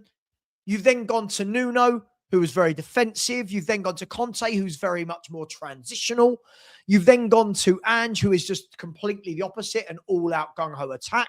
To Frank, who is more of a tinker man and a more of a tinkering all the time. What are we doing? Yeah, I agree. I would say we have a Poch team. Like, not a Poch team as in, yeah, he'll be happy with everything. But I think Poch would get a really good, once everyone's fit, a bit of form out of these players. And by that, I mean Polinia and, obviously, if he stays, and Gallagher in your holding 2 like he kind of had. I think that works. Yeah. Maddison in the cam. He always had like a Dele Alli or Ericsson out wide, so he could use Xavi that side. Yeah. You could then have Kudos the other side. Yeah. A new striker or Solanke. Look, I don't rate Solanke, but you could there. So for me, Porro was more attacking. He had Kyle Walker quite attacking. If I was to pick a manager that it suits more than anybody else, you would kind of naturally say Pochettino. But the other thing is, he liked a lot of the ball. So you had Vertonghen, faultless on the ball. Toby Alderweireld. He might not have as good short passing as Romero. I think Romero's short passing is really good. But Alderweireld's long passing was just unbelievable. The amount of time you take a touch and just drill it 50 yards, no problem at all. I think that sort of area we would struggle. Same with a keeper. I think he would need a ball plan like goalkeeper. So I don't know. All pegs for me or arrows. But James, towards Pochettino, I just feel there needs to be more backing, more support, more structure. Otherwise, none of it's going to work. With that being said, though, wouldn't it? This is the one thing for me. If Frank does go, the one thing that will frustrate me is that I never got to see him have a best 11 out. Yeah, because right now, what you just described there, if Frank right now was going into tomorrow night's game with Vicario, Porro, Van de Ven, Romero, Udogie, Gallagher, Paulinho, Simmons off the left, Maddison in the hole, Kudus on the right, and Solanke up front, I think we beat them. Do you know what I mean? I think if we were going in with a team like that, suddenly you've got loads of goals, you've got loads of pace, loads of power, you've got the workhorse in it, but we're never going to get to see it for Frank, and I do feel bad for him on that front. I do. Yeah, in that respect, I do. But at the same time, we've seen nothing. it wasn't always as bad as what it is now. We did have Kudus's, we did have, those sort of players around. I'm not saying that they're the be all and end all. Only Kudus. That's why you stopped at Kudus. Only Kudus. We're never going to get to see him with Kudus and Maddison and Xavi and Gallagher and Paulinho. Imagine that was your 5 now in midfield behind the striker. I don't think we're in this problem at all. No, and that's what we've always said. That's what I always said. I'd like to see a manager foul rather than not be pushed because he's failing either way. But I'd like to see a manager actually have the full squad team and foul and then go, right, okay, you ain't good enough. Because it was the same under Aaron. Aaron had no back line. I mean, he had Archie Gray centre-back for God knows how long. So it was the same there. Sure. But the difference is we did get to see Ange with his best team out a lot. I know the injuries last season, but we have seen 2 years of evidence of he played the same way when he had the first team out. All I'm saying is I would have liked to have seen, which I don't find, we never will now, I don't think. I would have just liked to have seen what happens if he had Maddison and Kudus and Kulu and Xavi and Solanke and Paulinho and Gallagher all at the same time. I'd have just liked to have seen what that looks like. That's all I'm saying. Not saying it would have worked. I just would have liked to see it. That's all. Well, yeah, you naturally want to see any manager given the best chance to succeed, whether you like him or not. But yeah, this is why we're saying it's one of those things that he's going to have to go big or go home, isn't he? He's got to do something. We're doing because we're going down. He's got to find a win tomorrow. Listen, all of this talk, when all the talk is said and done, he's got to find a win. He's not going to be sacked between now and Newcastle. So when all is said and done, tomorrow night, he has to find a way to get us over the line by hook or crook, right? Yeah. It doesn't matter if it's 5-0, 1-0. It doesn't matter if it's an own goal. It doesn't matter if it hits somebody's arse and goes it. He needs to get 3 points tomorrow so a bit of that weight comes off the shoulders and the fans can just breathe a little bit. Do you know what I mean? Now, I can only imagine if we lose tomorrow how toxic it will be. And that's why I don't think he can survive another home defeat. I just don't. Not maybe you survive Arsenal because it's Arsenal. But yeah, because it's Arsenal. Would you say if we lose tomorrow, Change for Tottenham should be organising a protest for the game after Arsenal? But what protest are they organising? Well, that's obviously questionable. But if we lose to Newcastle, I think that they should plan the protest for the game after Arsenal and say, look, we expect to be in a relegation scrap. It gives people enough time to try and get on board. Sure. I'm not saying that works either. I don't know. But for me, I mean, we're clutching at straws. This whole conversation is just clutching at straws because no one knows anything. Mate, listen, as I said, I think people get me wrong. When I'm offering up suggestions, I'm just trying to look at different. I just don't want to become an echo chamber of just saying one thing. I'm just asking different questions, right? If it's you can get a protest. I'm down with it, but every time they put a protest together, I'm not seeing the numbers which make me think enough people care.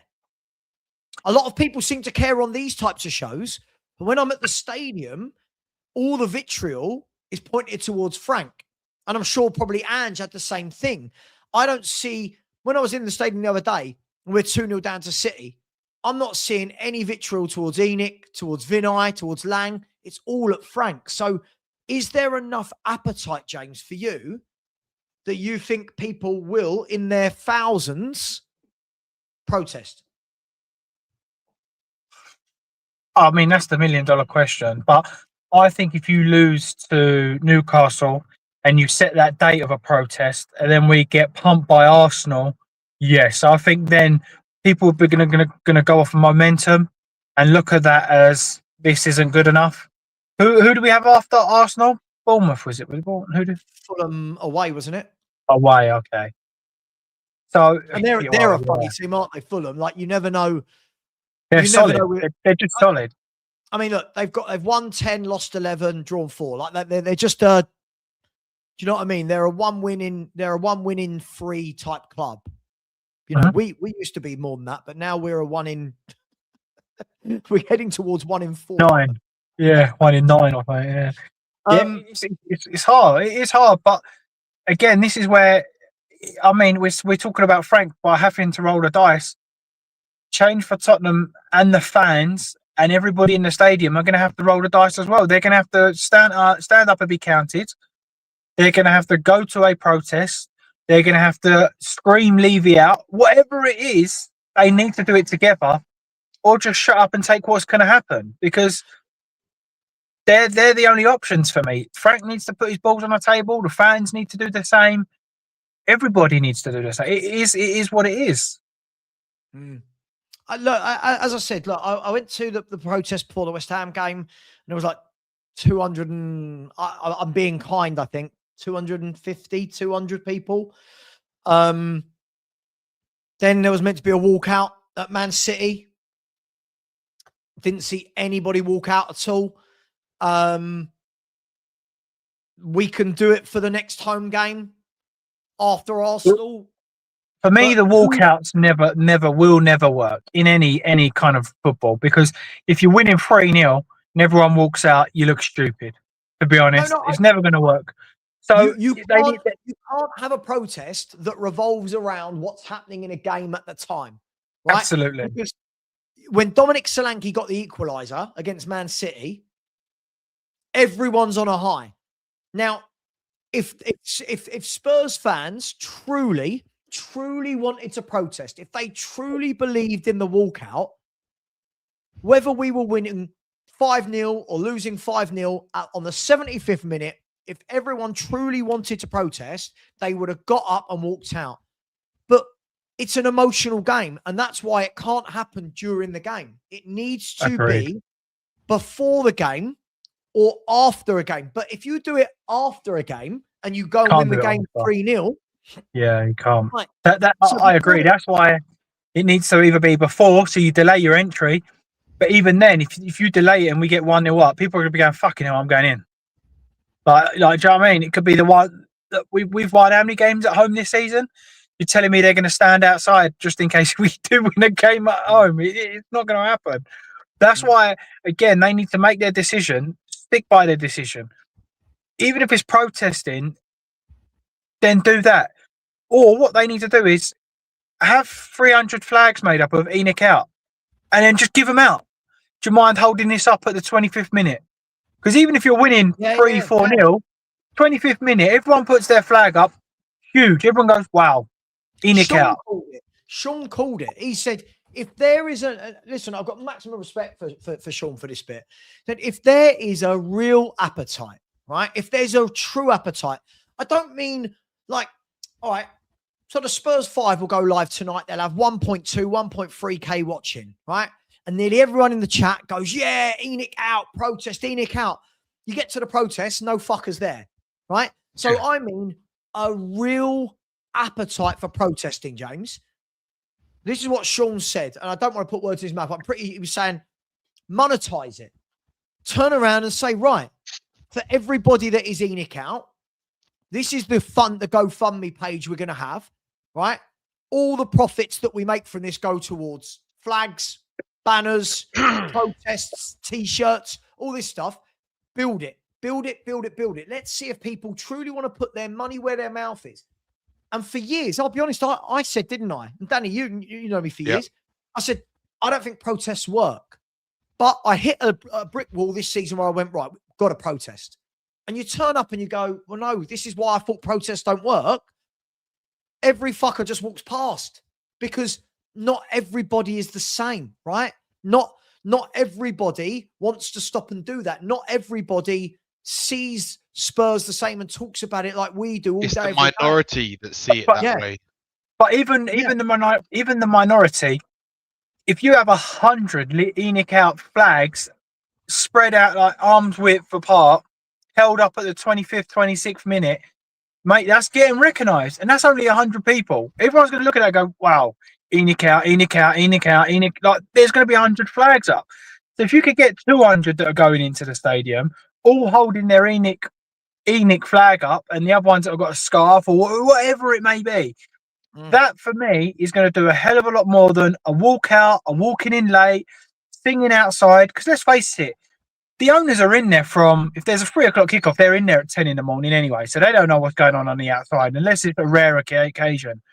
What you want to do is you want Sky Sports, everyone to sing ENIC out at the 26th minute, pan to the south stand, everyone's got their ENIC out flags. Then what they'll naturally do is they'll pan to the kids and go, oh, they're not very happy, back to the south stand. It's like they want as much coverage as possible. Sure. So, but James, somebody needs to implement that, right? Like what's been happening at the moment, and I think I saw Billy T say the other day that they're going to go back to the drawing board, have a little look, see what's happening. But you can't tell people on the Monday that there's a protest on the Saturday, right? You can't say, right, in 5 days' time, you need to be rallying. Like I expected, guys, right? I expected when I turned up at the West Ham protest, I thought somebody would be there like with a megaphone or something. I know that sounds really silly, but I thought there'd be someone there with a megaphone, ENIC out, and then everyone else goes, ENIC out. Like somebody cajoling and rallying. I turned up and there were some scarves, some people standing on the corner outside a pub, and it just looked like one big gang rather than a protest. Like it wasn't, I don't know what it was meant to do. So yeah. No, I agree. Yeah, you need in that circumstances, you need one voice, one leader come out and post, like you said, a GoFundMe. That's what I was going to suggest. If all those 100 people, I mean, I don't know what it is to make a flag, 6-7 quid. All those people put a tenner in that were there. You've got a couple of grand there to spend on flags and scarves. And when you get there, like you said, one guy take control. Because look, I don't mind singing and get involved in a stadium, but what I ain't going to do, I personally wouldn't be, if it was dead silence, me be at the front trying to get people involved. It's not my character. So I would kind of follow in that respect when it comes to a protest and making your point known. If it was kind of that vibe of everyone's walking down the road screaming ENIC out, I would naturally just join in. But if it was a case of it's all silence, you need that one guy to stand out and start screaming. That's not my thing. So again, you need one voice, one person to sort of collect or create scarves or flags. Like you said, I would organise it now because I believe Newcastle may be a win, Arsenal a loss, Fulham is questionable, and then we're at home. See, they've got 3-4 weeks before we've got another game at home. Now's your time to sort of organise it, fund it, get it going. But, okay, let me ask then, Danny. Yeah. Do enough people care? And what I mean by this is even now in the chat, I can see people going, well, it's more important that we get Frank out than ENIC out. And that's the sort of thing, Danny, where I turn and think those fans have not learnt their lesson. Now, that doesn't mean, Danny, that Frank won't go. But let's be brutally honest. You can sack the manager. We're going to be where we've been for the last 10 years, which is no plan, no structure, no blueprint. And we've got stupid fans that truly believe that's more important than the owners. So, is there enough appetite for what you see that fans actually understand what the big problem is? No, not at all. See, like this dickhead, like Marios. I'd rather keep ENIC than Frank. I mean, like, when you're just like, what do you do, Danny, when that happens? Like, yeah, you can't really do much, to be honest. But this is why I keep having a go at certain fans, and I'm not angry by what's going on at Spurs. I genuinely am not angry or upset because I see it for what it is, right? The manager, unfortunately, has, like you said, Sav, he has not had a chance all season to have a fully fit squad, not even a fully fit attack, let alone a squad, right? Yeah. We've recruited poorly for years, right? And people want to bang on about we should be doing better, but the fact is, this is the first time in 10 years where we've had no Son or Harry Kane, regardless of how declined Son had become, right? True. So, and I actually looked at a video a couple of days ago where it was a few years back, right? And I was saying, even then, that Tottenham are a relegation team without Kane and Son. Them two are keeping us way above where we deserve to be, right? And now that they're completely gone, we're exactly where I thought we would be, right?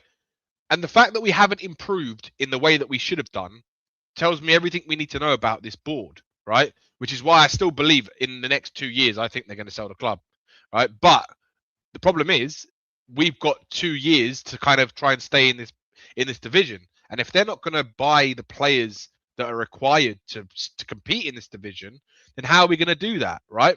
So it's like a catch-22 at the moment, right? We've got so many injuries. We haven't had a full attack all season. The actual players that are goal scorers in our team have been injured the whole season, and only in the last 5 games. Why is it that I literally said this, Sav, that even though Solanke is not a good player, I think he's a decent footballer, right? He is still far better than what Richarlison offers. And it's evident because in the last 5 games, we've actually, at certain points in the game, we played some pretty decent football, right? And I think we're looking a little bit better. And I feel that's because Solanke is there as the target man. He controls the ball a lot better. He links up play better. He's more of a poacher. I just think he's a general better player than Richarlison is. So when you add players who can score goals into that team, with Xavi Simmons getting better, Xavi Simmons getting stronger, Odegaard getting a run of games, all of this all adds up into why we're starting to have moments in games or periods in games where we're playing good football. Because let's be honest, even against Man City, right, in that second half, we were all over them.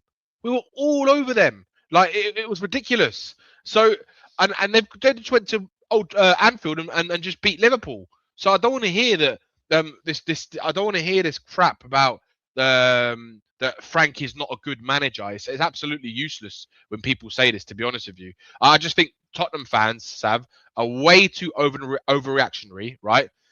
When we're not doing well, considering every single situation and circumstance that is going on at this football club in the last few years, especially given the fact that we've got a completely new board this season, right? Who clearly are showing they have got no idea how to run a football club, right? And when a manager has to work with that, go on, Sav.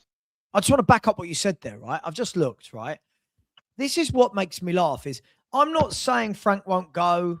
And I'm not going to be upset when Frank goes because I've seen so many managers come and go, right? Yeah. I look at this forward line, right? You're right. This is the first time we've had no Son or Kane, right? Between Mwani, Tell, and Odegaard, do you know how many league goals they've got between them, those 3? No. It's like 4 or something, right? Or 5 or something like that. 5 or so. I don't know. In 59 Premier League appearances between the 3 of them, they've got 3 Premier League goals. I know how many Kolo Muani's got. Right. So they have got 3 Premier League goals between them. Right? And we're sitting here, bearing in mind Dominic Solanke's only been fit for the last 4 games or whatever. People are sitting here going, we should be beating those more. And when I ask the question, cool, where are the goals coming from? People are like, you got to find them. Sure. Who? Because we didn't buy goal scorers. So where are your goals coming from? And yeah, by the way, Cam is absolutely right. Matisse Tell got all 3 of them. Right? So as I said, and I've got to be really clear with this, Danny, because people don't ever listen. I don't care if Thomas Frank goes. But whoever the manager is next year, you've got to buy him forwards. You've got to buy a proper left winger. You've got to buy another striker for when Richarlison goes, because this strike force for me is championship level. Yeah. Now, Dominic Solanke on his day is not. But again, this is Dominic Solanke, who by the age of 28, 29, whatever he is, has only ever had 1 top season as a pro. So when people are saying to me, we've got to score more goals, we've got to attack more, cool. With who? They can never give me a player. They can never. Right. Who? Who's your goal scorers? There's no. James Maddison is a goal scorer. Kulu is a goal scorer. Kudus will chip in with some, right? But who else? Who's a goal scorer? None So of them. couldn't we, again, kind of playing devil's advocate, but can't that be one of the problems that Frank's created for himself? There, you said Tell has scored all of those goals, and yet Tell's always the first one to be dropped. Shouldn't, if he's the one scoring more than the other, I mean, it's clutching at straws, shouldn't he be the guy starting over the Odeberts, the Kolo Muanis? Sure, but I mean, 3 and 20 still doesn't. I mean, No, I know, but it's better than none, right? It's better than none. So if we gave him a good run, I think he's terrible. But if we gave him a run of 10 games, for like we have with Odebert or Kolo, but isn't it a double-edged sword? Isn't it a double-edged sword? Because Odebert gets a few assists but can't score to save his life. Matisse Tell gets a few goals but can't assist to save his life. Yeah. So when you've got one of them that will grab a goal, one that will assist. By the way, we're talking minimal numbers here. We're talking, of course, minimal numbers. You put the two together, you've probably got a decent-ish player. But if we've got the likes of Xavi and Gallagher who can create now, surely you want a Tell scoring the goals and another one trying to create goals. Surely you would want a Tell. I mean, not surely, but you would want Tell playing if he's a goal threat over someone like Odebert who's not, because we're not scoring, right? See, sorry, mate. Listen, if this is Marios, is this you with your third different account? We bought on Radu Dragocin because we had a centre-half sent off. Like, this is ridiculous. We were down to 10 men. You have to bring on another centre-back, you idiot. Sorry, this is just honestly. I think he did the right thing up until the 70th minute, 65th, 70th minute. I think you stay in the game till 65 minutes, 70 minutes, and then you throw hell to leather and you bring everybody on possible. You take all your defenders off, you bring your attackers on.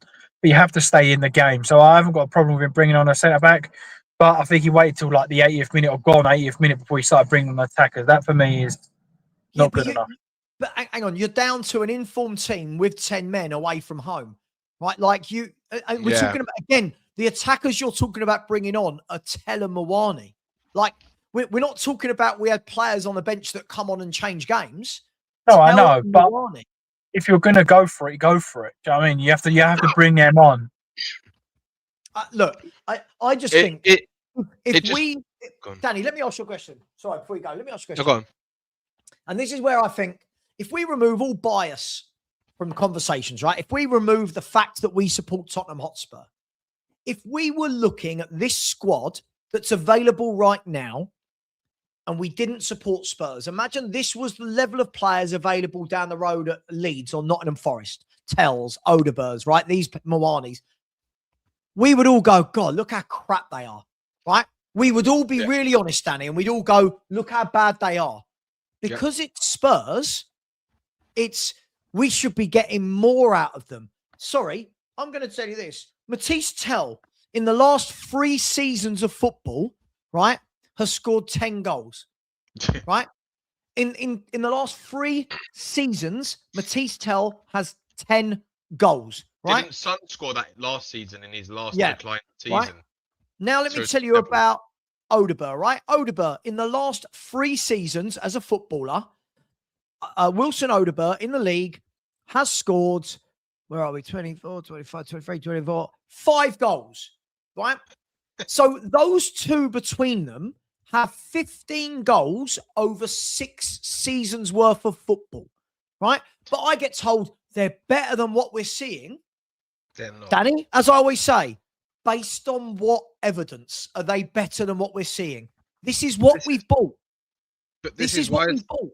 This is why, Savva, I'm not upset about Spurs, because I see this for what we are, right? I'm not a delusional person to look at Spurs and think that Odeberts and Tells and Richarlisons should be doing better than what they're showing us, because they've never done it, right? I don't care what anyone else thinks. They are not good enough to be Tottenham Premier League footballers. Yes, maybe in the squad as part of a rotation or as a backup player, they might do a job. But as a Premier League starter, they should be nowhere near that squad, like so many of our players, right? And I think that's the biggest problem. That's the biggest problem. Like this is what I mean. Yeah, 15 goals in that many seasons is ridiculous. It's crazy. It's actually crazy. Marios. Sorry. The year when we finished 5th, we didn't have Odegaard or Tell. The year when we finished 5th, we had Kulu, Madison, and Son. Yeah. Let's not start pretending. Oh, and also we didn't have European football. We had one game and a week. We play once a week, right? Just like Man United right now, playing one game a week. Let me Just ask so you boys people remember this. Let me ask you boys a question, right? Between Tell, Odegaard, and Mawani, how many appearances do you think they've had for Spurs in all competitions since they've all been at the club? Like, combined, how many appearances? 125. 125, James? Yeah. 80. They have played 118 times. 118. Would you like to tell me how many GA between the 3 of them they've got in 118 games? 7. GA. Oh, no. In all games, because of PSG game, was it? You got an assist and 2 goals. I'll say 11. 9? In 118 appearances, between 3 players, they have got 17 GA, of which I believe 8 of it is in the Premier League. Right? Now, when you look at that, now I've got as I said, I've got no problem with bringing in a different manager, but the new manager can't have these as their forward options. This is not Premier League level options. Now, Mawani, we know, right? It don't want to be here. But we keep trying to compare, like, oh, but Tell this, but Odegaard that. These boys are not it. Odegaard has not gone to Man United and scared the shit out of anyone in that Man United team. Right? No, in fairness, the new coach or whoever wouldn't have that front 3 anyway, would they? They would have Xavi, Solanke. You could then play Gallagher in the cam and move Sarr back into midfield or whatever. So it's not going to be as bad as that. I don't know. For me personally, look, almost in the league. Look at that. 9 GA from those 3 in 88 Premier League games. Sorry, but James, aren't we doing what we always do? We're trying to find reasons why players that aren't that good are better than they are. We're trying. It's okay to say you don't saying like that they're good though. Why can't we just not you, but in general, why can't we just say, okay, it's possible to not like the manager, but also acknowledge that some of these players are shit. This is ridiculous how much they get protected. Yeah, I agree, I am on that the side of they're not good enough. But what I am, the way I'm looking at Frank now, we've got 13 fit players, Marios. Of course, he starts the. What are we? Yeah. Sorry, sorry, my fault for bringing up this fucking. What is from me? My point of view is the reason I'm now heading to that Frank has to go. To be honest, is because you can't be in a relegation scrap with Solanke, Xavi, Gallagher, Polinia, Van der Ven. These kind of players are good enough not to be near the bottom. I understand you may struggle to score goals and so on and so on. But that's the You game. can.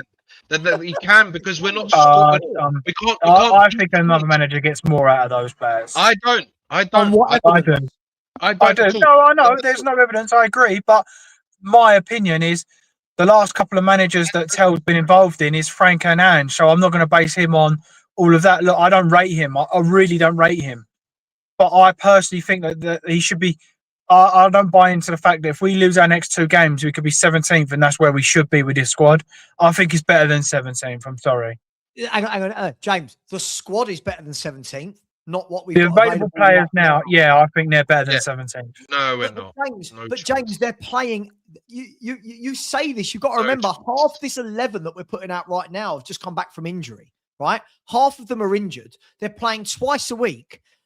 We've got to take these things into account. It's like when I've got people in the chat going, "Oh, well, Sunderland are above us and Palace." Yeah, Sunderland don't play every 3 days. Sunderland can put the same 11 out, wrap them in cotton wool for 7 or 8 days, and then go again. Spurs are having to look at the team that started the other night. Straight away from that team, 2 of them that started the other night can't start tomorrow. It will be the same next week. Two more will go down or something. Yeah, I but don't see that these players are good enough. He's not. Sar's not good enough. Gray, Tell, Odebert, Adogi, Vicario. Where is it that these players are better than what they're seeing? Yeah, I do. I'm happy to be different there. I don't think that squad available is a bottom 4 squad. Personally, I think if you pick up Polinia, Xavi, Gallagher, Van der Ven, and drop them into Burnley, Burnley win 10 more games or 8 more games a season and they stay up. Personally, you have to play. You have to play to your strengths sometimes. You're not comparing sometimes you have. Well, no, fair. That's a fair point. But sometimes you have to play to your strength, and this is what I said to you earlier. I feel like Frank is just continuously trying to get his situation across, and unfortunately, we're going to be in a dog fight and a relegation battle. That's no longer going to work. You're going to have to go 5 at the back and defend and hope to hit a team on counter attacks, or you go 5 up front and try and score goals. You can't just keep ticking by, lose. He's got to do something. But this is the thing. This is where fans don't like evidence. They want to go with heart, right? Currently, where are Spurs sitting in the table? We're currently 15th, right? Currently 15th. This is Tottenham for the last 3 calendar years. So when we're saying these players are better than this, better than that, this is where we are for 3 calendar years, bearing in mind one of these years we only played once a week. Why? But we have only just signed Polinia. We have only just signed Conor Gallagher. We have only just signed Xavi Simmons. That midfield 3. I'm sorry, that's good enough. That's even more reason. That's even about 3 games for Spurs. James, that's even more reason to say that we shouldn't be doing better than what we are, because they're players that have only just come into the team. So there's no guarantee that these players are going to come in straight away, right? And do well. And I tell you what, a really good point as well that somebody mentioned to me, right, is when you think about it, because we are constantly bringing back players before they're fully fit, they're not actually getting the time to rehabilitate properly. So, for example, Adogi went straight back in, right? Solanke's gone straight back in, right? Dragosin's gone straight back in. We've got no time to get them back up, to get them fit, to get them 100%. And then we're going to do the same tomorrow night. We've got no one fit, so these players are going to have to play again. And then we go, why aren't they pressing and running for 90 minutes? Well, half of them aren't fit. Yeah. You've got to, it's easy to say if you drop these players into Burnley, but Burnley play once a week, right? Spurs, but then he has to make that decision. He has to make that decision whether to try and field 2 strong squads or stay up. He has to make that decision. We can't just keep going how we go, because if we go out in the Champions League and then we go down, how does that benefit anybody? That's for me. That's why I've said, look, for me, go 5 at the back now. Go ultra defensive. I personally would go 5 at the back, ultra defensive, and I would play Kolo Muani maybe and Solanke up front or whoever, and try and hit teams on the break. That's the only thing I can see us doing. But don't you need players that are capable of hitting on the break to play that way? But haven't we got a back 5 secure enough to do that, or back 4 with Polinius dropping back into the 5th and having Conor Gallagher and Xavi using those out balls? We're using Archie Gray as a wing back because we have got so many players injured. This is what I mean. How are you going to do that with Archie Gray and Sosa as your? This is the thing. We say these things as though it's that easy. Just go ultra attacking or ultra defensive. Well, you've got hardly any attackers in the squad and no transitional players in this team. Kulu is a transitional player. Son was a transitional player. Yeah. We don't have to, at the moment. We've got a lot of box-to-box midfielders that aren't transitional players. I think Moani could be. I think Moani could be that. Can I ask James? Can I ask you a question, mate? No. What players do you honestly see right now who could do exactly the thing that you said? Given the players that are injured and who we have actually available, not the players who are in the squad, the actual available players. And we've only got 2 fit centre backs, Danny. Subject who? Yeah, Like, seriously, who? No, I agree with what you're saying. I would go like a back four, as in, well, it has to be either the Brazilian lad. Oh, I'd probably play the Brazilian lad, to be fair, left back, two centre backs, Archie, Spence right back. I think you said Spence was clear. Spence been cleared for tomorrow. Spence is So available tomorrow. that would be my back four. I would have Polinia playing deep, really deep, and then I would have a midfield two of Sarr and Gallagher, and then I'd go Solanke, Javi, and Tell maybe. Sure, I get you, but again, none of those players you just mentioned, there's no transition there. There's no outlet. So, like, for example, if Newcastle want to go on the transition, Newcastle could sit in and then use Gordon and Barnes or Alanga as outlets. We don't have that outlet.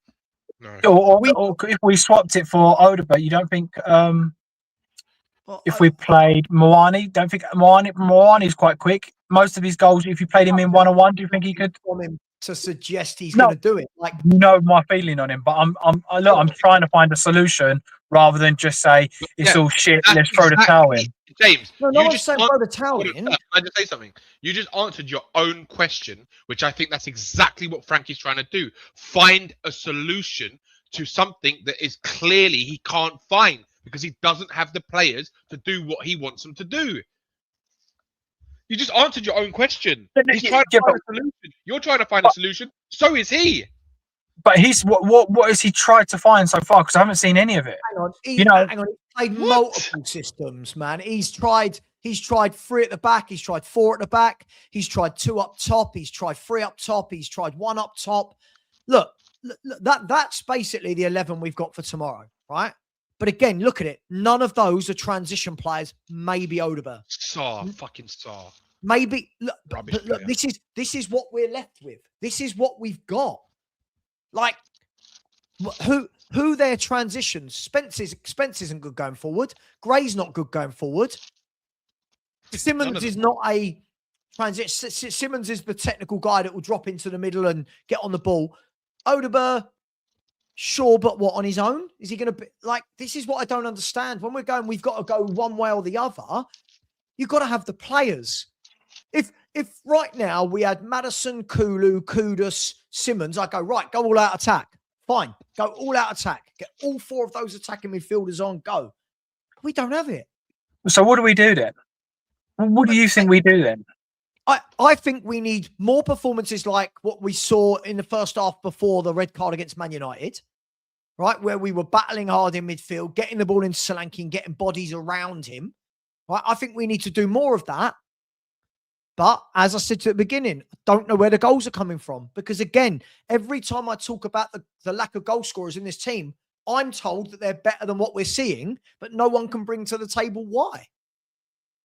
I just feel like the games we've got coming up, it's not going to work. That United style isn't going to work because the midfield of Newcastle will dominate us. The midfield of Arsenal will dominate us. And then I think we're in a relegation scrap and it comes down to the players. Sure, but these teams are going to dominate us because they've got better footballers. Like, that's not rocket science, right? Like, we know those teams will dominate the ball against us because we have not bought what we need. But that's why I'm saying, no, I agree with all of that. I agree with everything that you're saying. But that's where, if that was the team I was playing, you'd almost have a Polinia dropping in and making it 5 at the back. And then you got your Sarr and Gallagher, your workhorses, just in front, just defend. Mate, take 0-0s for the rest of the season. I don't know, and I don't think it's possible. I'm just trying to find a solution or something, because at the moment, whatever he's doing ain't working. But the problem is, if you try and defend the game for 90 minutes, the moment you concede a goal, what's your game plan? Like, look, the way I would say it is this. I hear this all the time, right? I hear this all the time that these players are better than what we're seeing. And then what people do to give me evidence is they use a completely different team that played to demonstrate that. So, for example, not you, James, but when people say to me, oh, this team finished 5th. Well, no, this team didn't finish 5th, did it? This team did not finish 5th. The team with Son, with Maddison, with Kulu, right? That finished in 5th place. Porro was at right back, right? Van der Ven and Romero said that team was the team that finished in 5th. This team right now doesn't have that. This is why at the moment, when you've got 13 fit pros, this is really like fans can say easily, just do that.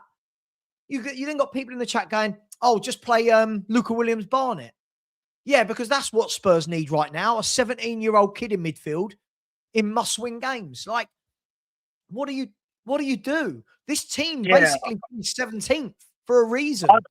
I don't think that no one knows what to do, and I think that's the problem. And I think that this is why we are where we are.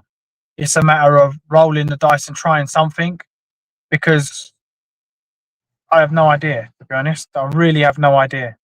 Do you not but think you've got to have players, doing that? You've got to have players to roll the dice, right? That's what I'm saying, though. That's what we said earlier. If the manager can get 10% out of Odegaard or Tell or Solanke or whoever. But what is that? But when we're saying I know, I agree. I agree with you, mate. I'm not saying that they're going to come in and turn them into Gareth Bales, but if we stay how we are going to go down. Sure, but again, you've got got we're not. to. Do you want to make a bet on that? Hang on. You've got to have the personnel to be able to change things up. When we sit there and say change things up, Arsenal right now can change things up because they can go, right, this week, Zubimendi, Rice and Eze didn't work. Right, next week is going to be Havertz, Marino and Odegaard. They can mix it up. We're sitting here with 13 first-team players, right, with no goals in this squad other than Solanke, and even him is not a great goal scorer. And we're going, go all-out attack. With who?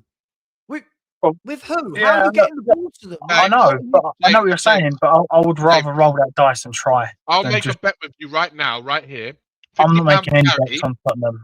£50 for charity. You just said you think we're going to go down. I'm saying we're 100% not going down. £50 for charity, any charity you wish. I am not betting on Tottenham Hotspur. I am not that stupid. You know they're not going to go down deep down inside you. No, I don't.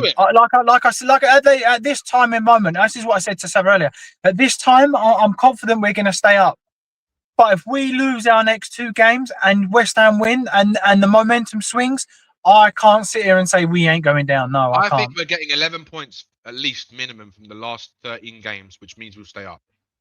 Well, mate, I hope you're right. I really do. Boys, I've got to shoot now. Picking up little man, but appreciate you for having me, mate. Danny, you're a fraud. Appreciate it. So you, my man. Take care, boys. See you later, James. Here you go. Danny, I've got one for you, right? So this is Spurs' worst 50-game league run since 1913 to 1915. 47 points, right? The managers for this run are Ange Postecoglou, 25 games, and Thomas Frank, 25 games. Now, Danny, we can either say that these two are the worst ever managers we've ever had, or the squad isn't very good, or maybe it's an amalgamation of all of those things. But we have gathered 47 points from 50 games. But the players, I'm told, are better than what we're seeing. They're not. They're not, are they? They're not. I just think it's hopium from Spurs fans because they're Spurs players. That's all it is. Because if they weren't Spurs players, like you said, I agree. I think if Tell was playing for Arsenal or Chelsea, everyone would be saying, "Oh, look how shit he is! Look how shit he is!" Because he's not doing anything. But because he plays for Spurs, they say, "Oh yeah, he should be doing better. He should be doing." No, just be honest. Just be fucking honest. He's not a good player. Simple as that. He might turn out to be a good player one day, but right now he's not. He's not. It's as simple as that. Would you like another stat, Danny? Go on, go for it. This season, we have used 27 different players. Is that more than anyone in the league? How do you get... I mean, sorry, for the person that's just texted me that, if you are watching, you surely are. Can you tell me, is that the most of any club in the Premier League? Because again, Danny, it shows you we can't get any consistency as a club at all. And that's where you need. That's where what you need if you're a club that's trying to strive for, I don't know, just call it, just say, well, some people calling it a relegation fight. You need consistency, and the best availability, and I keep saying this, is reliability. And we don't have any players that are reliable because we keep getting injuries. We have bozos in our squad, and people just decide to turn up whenever they want to. So that's just Premier League, by the way, Danny. We've used 27 insane. players in the Premier League games. Now, when people say to me about these other clubs like Brentford and Burbank, these teams don't. They have players fit, play once a week. And again, this isn't about Frank or Ange. We have got to sort this out for next season. Yep. We've got to sort this out. And I say it all the time, and I know people don't listen. I genuinely don't give a fuck if Thomas Frank loses his job. Listen, I'll be honest, Danny. If you want to sack me and give me £10 million, I'm all over it, right? I'm all over it. All I care about is where are we going with this? Because if Spurs sack Frank, everyone seems to think that instantly these players are suddenly brilliant and we win loads of games. Yeah, stupid. And that's not happened under Frank, under Ange, but now suddenly it's going to happen. It's going to happen under an interim manager. I'm ridiculous. I don't get it. Listen, 1 week Spence is amazing. He's not the next week with our fans. Danny, for me, I look at this squad and I think when everyone's fit, when Kudus, Kulu, Maddison, when they're all fit, top 6, 7 without a doubt. Yeah. Right? Because Maddison and Kulu will get you enough goals. Kudus and as well. Those guys will add enough goals that those games where you draw, they turn into a win. The defeats, they turn into a draw. Yep. With those players out, this is horrific. These are not Premier League. Don't get me wrong. Gallagher is, Paulinho is, Van der Ven is. After that, Simmons is. After that, I don't trust it. No. Here you go. Look, here's my mate Jim. It just feels like the truth is in the middle. Savva, you got it wrong with Frank. Jim, what did I say about Thomas Frank? You keep doing it. People keep saying this to me. I said when Thomas Frank joins, Thomas Frank is going to need a number of years and a number of transfer windows and a plan to get this right. Right? Yep. So far, I've seen 2 shit transfer windows for him, no plan, a bundle of injuries, and less than 1 year. So, Jim, don't be a dickhead, all right? Don't be an idiot. Right? Again, all you want to talk... Are you Australian by any chance? Because all you want to talk about is Ange. As I've said, Ange or Frank, I don't care. Implement a plan. Right? Implement a plan. Look, again, Brentford are doing better without Frank. Frank's first season, he finished 14th. Frank's first season, he just brought them up from the Championship. What are you... Oh, my... Danny, you see why I'm leaving YouTube? I can't deal with idiots, man. It's just...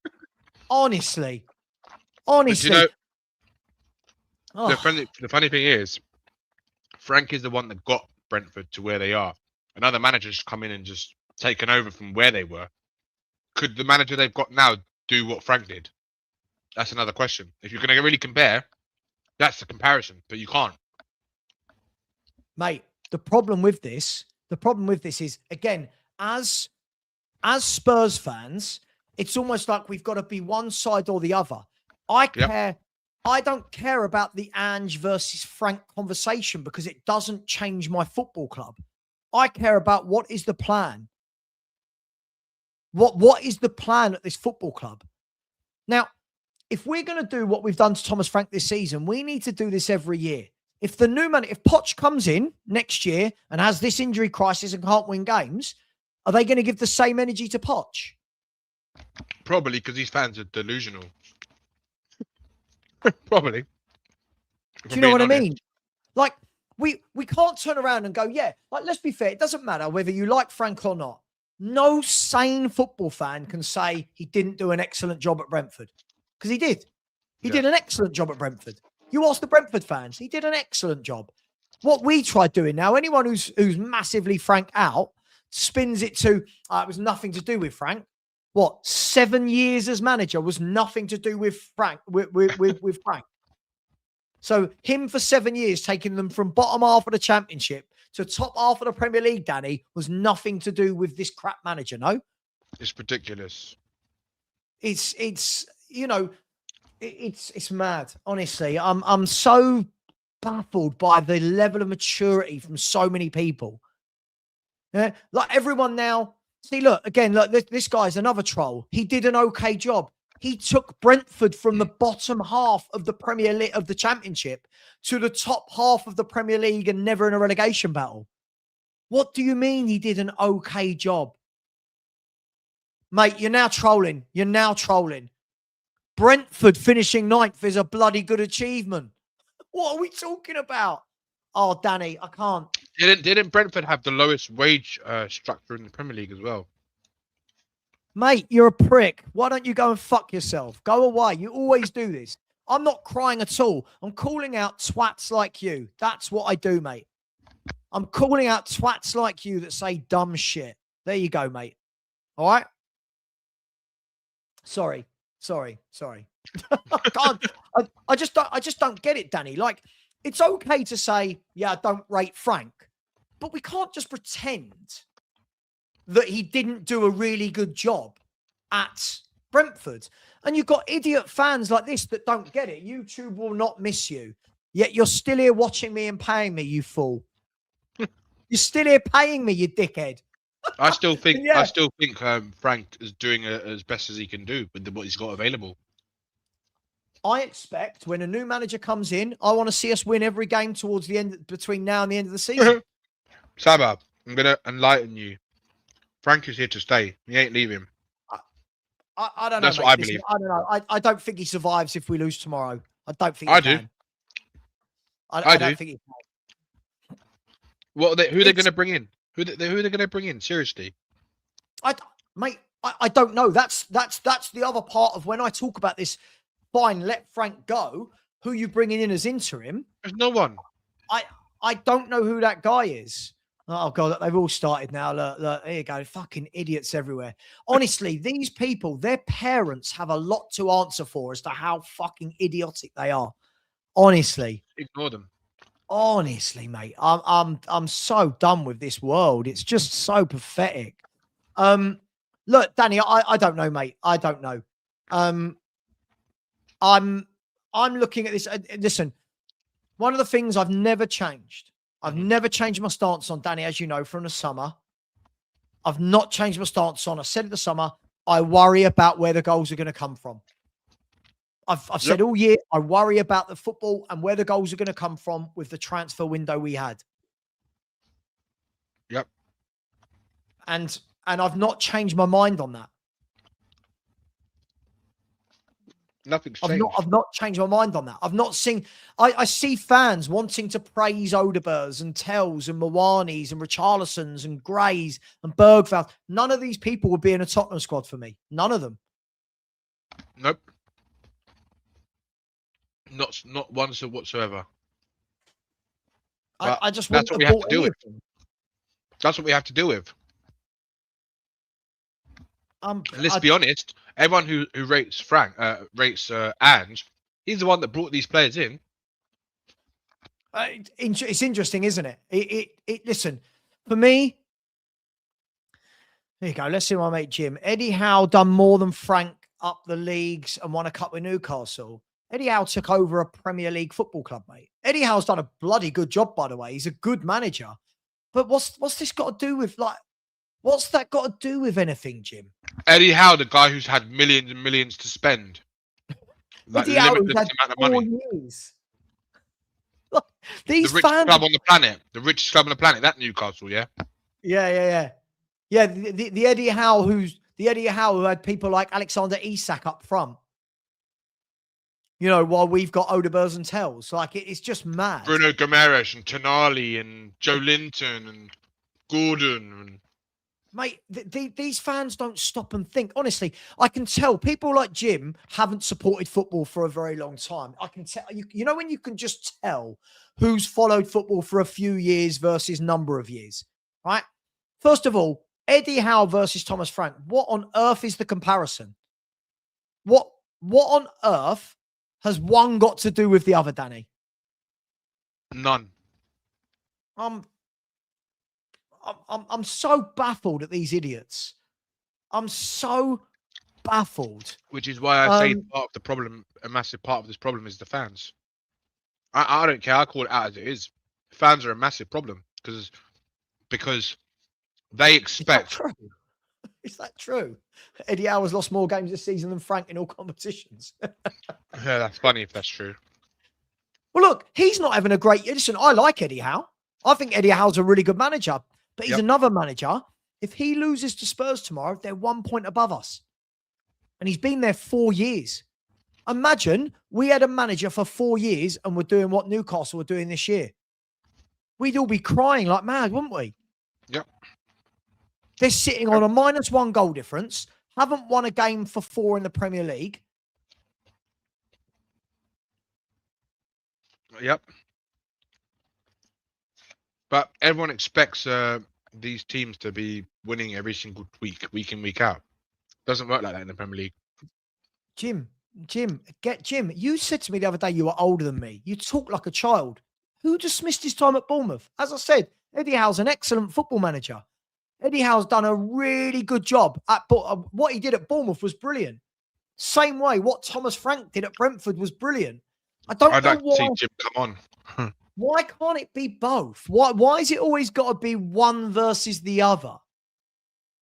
Like, didn't Eddie Howe get relegated from the Premier League? I've never seen Thomas Frank relegated from the Premier League. Like, I don't get what you did this the other day. You were like, can you address the Brentford issue? What Brentford issue? Oh, they're doing well this year. Yeah. That's what happens when you've built a really well-run club. New manager comes in, picks up a really good squad, like a really well-planned squad that's been put together. I don't see what we're doing here. I don't get it. I just don't get it. I don't get it. But look, you don't think he's going to go at all, no, Dan? Nope. I think the fact that they're bringing in more staff from Brentford, physios, the way that they're talking about the club,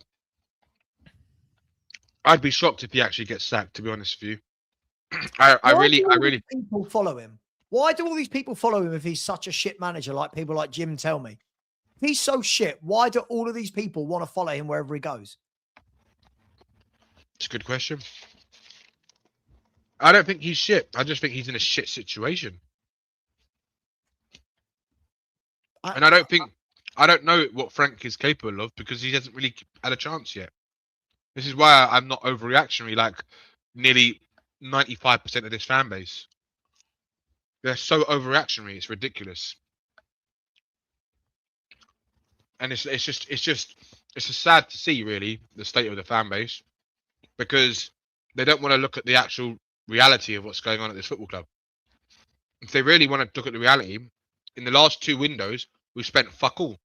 We've literally spent fuck all. Oh, it's embarrassing. The last 2 windows for me have been really embarrassing from Tottenham. It's disgusting. They're the first 2 windows of Thomas Frank's tenure. Yep. Really embarrassing for me. Disgraceful. It's a disgrace.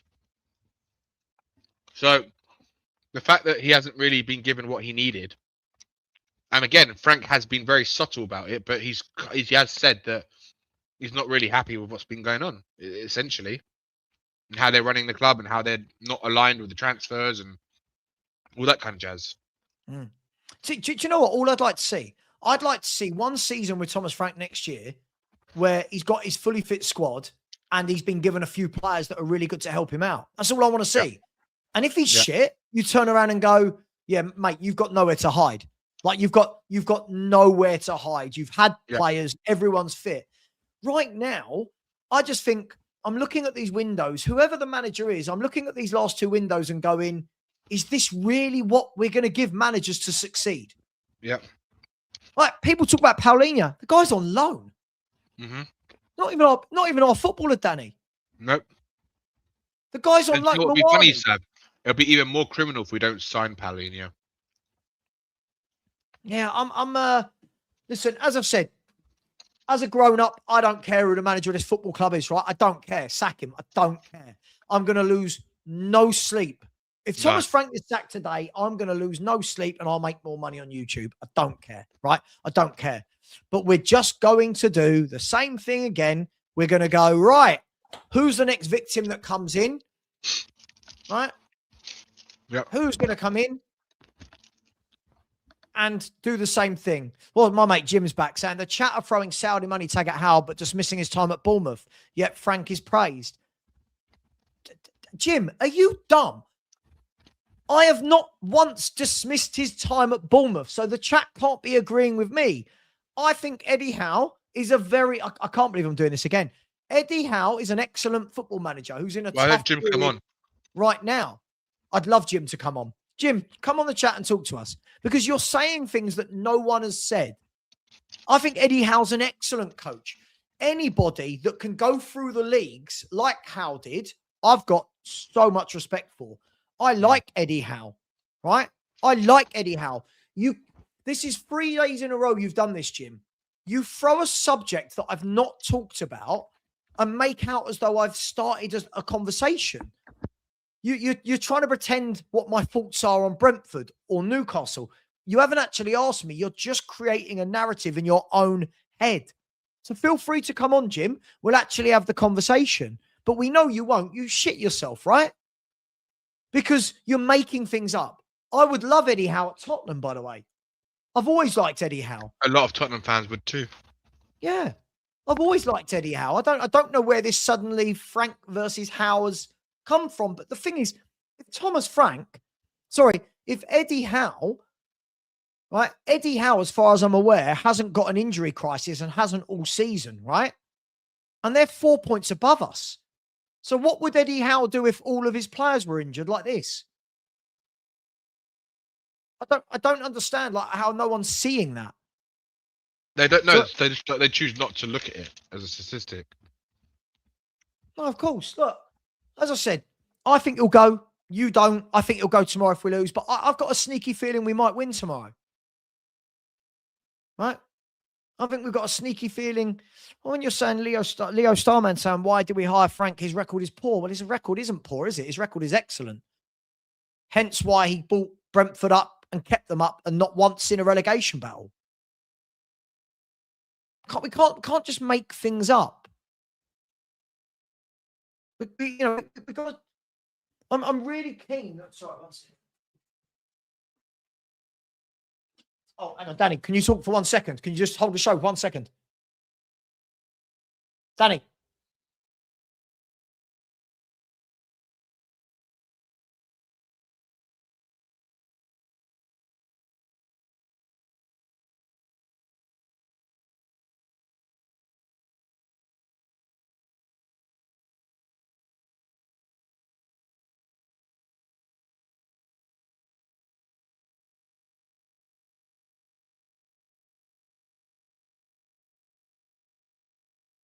Did Danny hold full?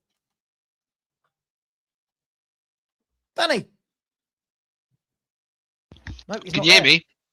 I'm here. Yeah, now, yeah. Oh shit! I thought. Oh my god! I was on mute. Oh, you've been on mute the whole time, so I had to get. I was just asking a question. I've been on mute the whole time. My bad. Jim wants to come on, Sav. It looks like Jim wants to come on. Jim, if you want to come on, I'll put the link. If you want to come on for 5 minutes, but I don't feel like we can't just turn around and say, "Oh my God, what a terrible job Frank done at Brentford." He done an excellent job. We're allowed to say that. It's okay if you don't want him at Spurs, but we can't just run a narrative that he's crap, right? Get this. He had a 50 million net spend during his entire time at Brentford and That's the second insane. lowest wages in the league. What a job he did. And you're saying, what will irk him? What do you mean? He built the platform. Like, what do we mean? So Frank does a really good job, right? New manager comes in, kicks on. Everyone going, see, Frank was holding them back. Danny, this is mad, isn't it? It's... It's funny. Frank was the one that made Mbeumo, made a lot of the players that got sold. Oh, gosh. But the thing is, if you are going to hire Frank, implement the philosophy. Yeah. No, but Tottenham have their own philosophy. Don't do anything. I completely agree with this, Paul. Yeah, Eddie Howe is also under pressure, and he does have a lot better players than we do, a lot less injuries, and their fans are getting frustrated. If you look at Newcastle, right? Newcastle United this year, they've lost more than they've won, like we have. Yep. Right, they're on a -1 goal difference. They've only won 9 games. They're struggling to win games away. And I look at their squad and go, God, they've got people like Tonali and Guimaraes. Yep. They've got. Why is that, Savva? Because they lost Isak, who was very fundamental to what they did. Sure. And we've lost Kane and Son. It was very fundamental. Yep. But fans want to ignore that, though. No, of Tottenham course. fans want to ignore that. I want to see Jim come on. Where's Jim? He's gone quiet now. No, he said, "Listen, I'll get Jim on another day. I'm just tired now." Look, guys. Look, all I'm saying is, and I try and say this all the time. This isn't about blindly backing Frank. Frank, like any manager, will be judged on results. Danny and I have had a disagreement on what that looks like. I believe that tomorrow, if he doesn't win, that he'll go. Danny thinks he'll stay. Danny's got a good point for it, though. Like, you know, they're bringing in more staff that he used to work with.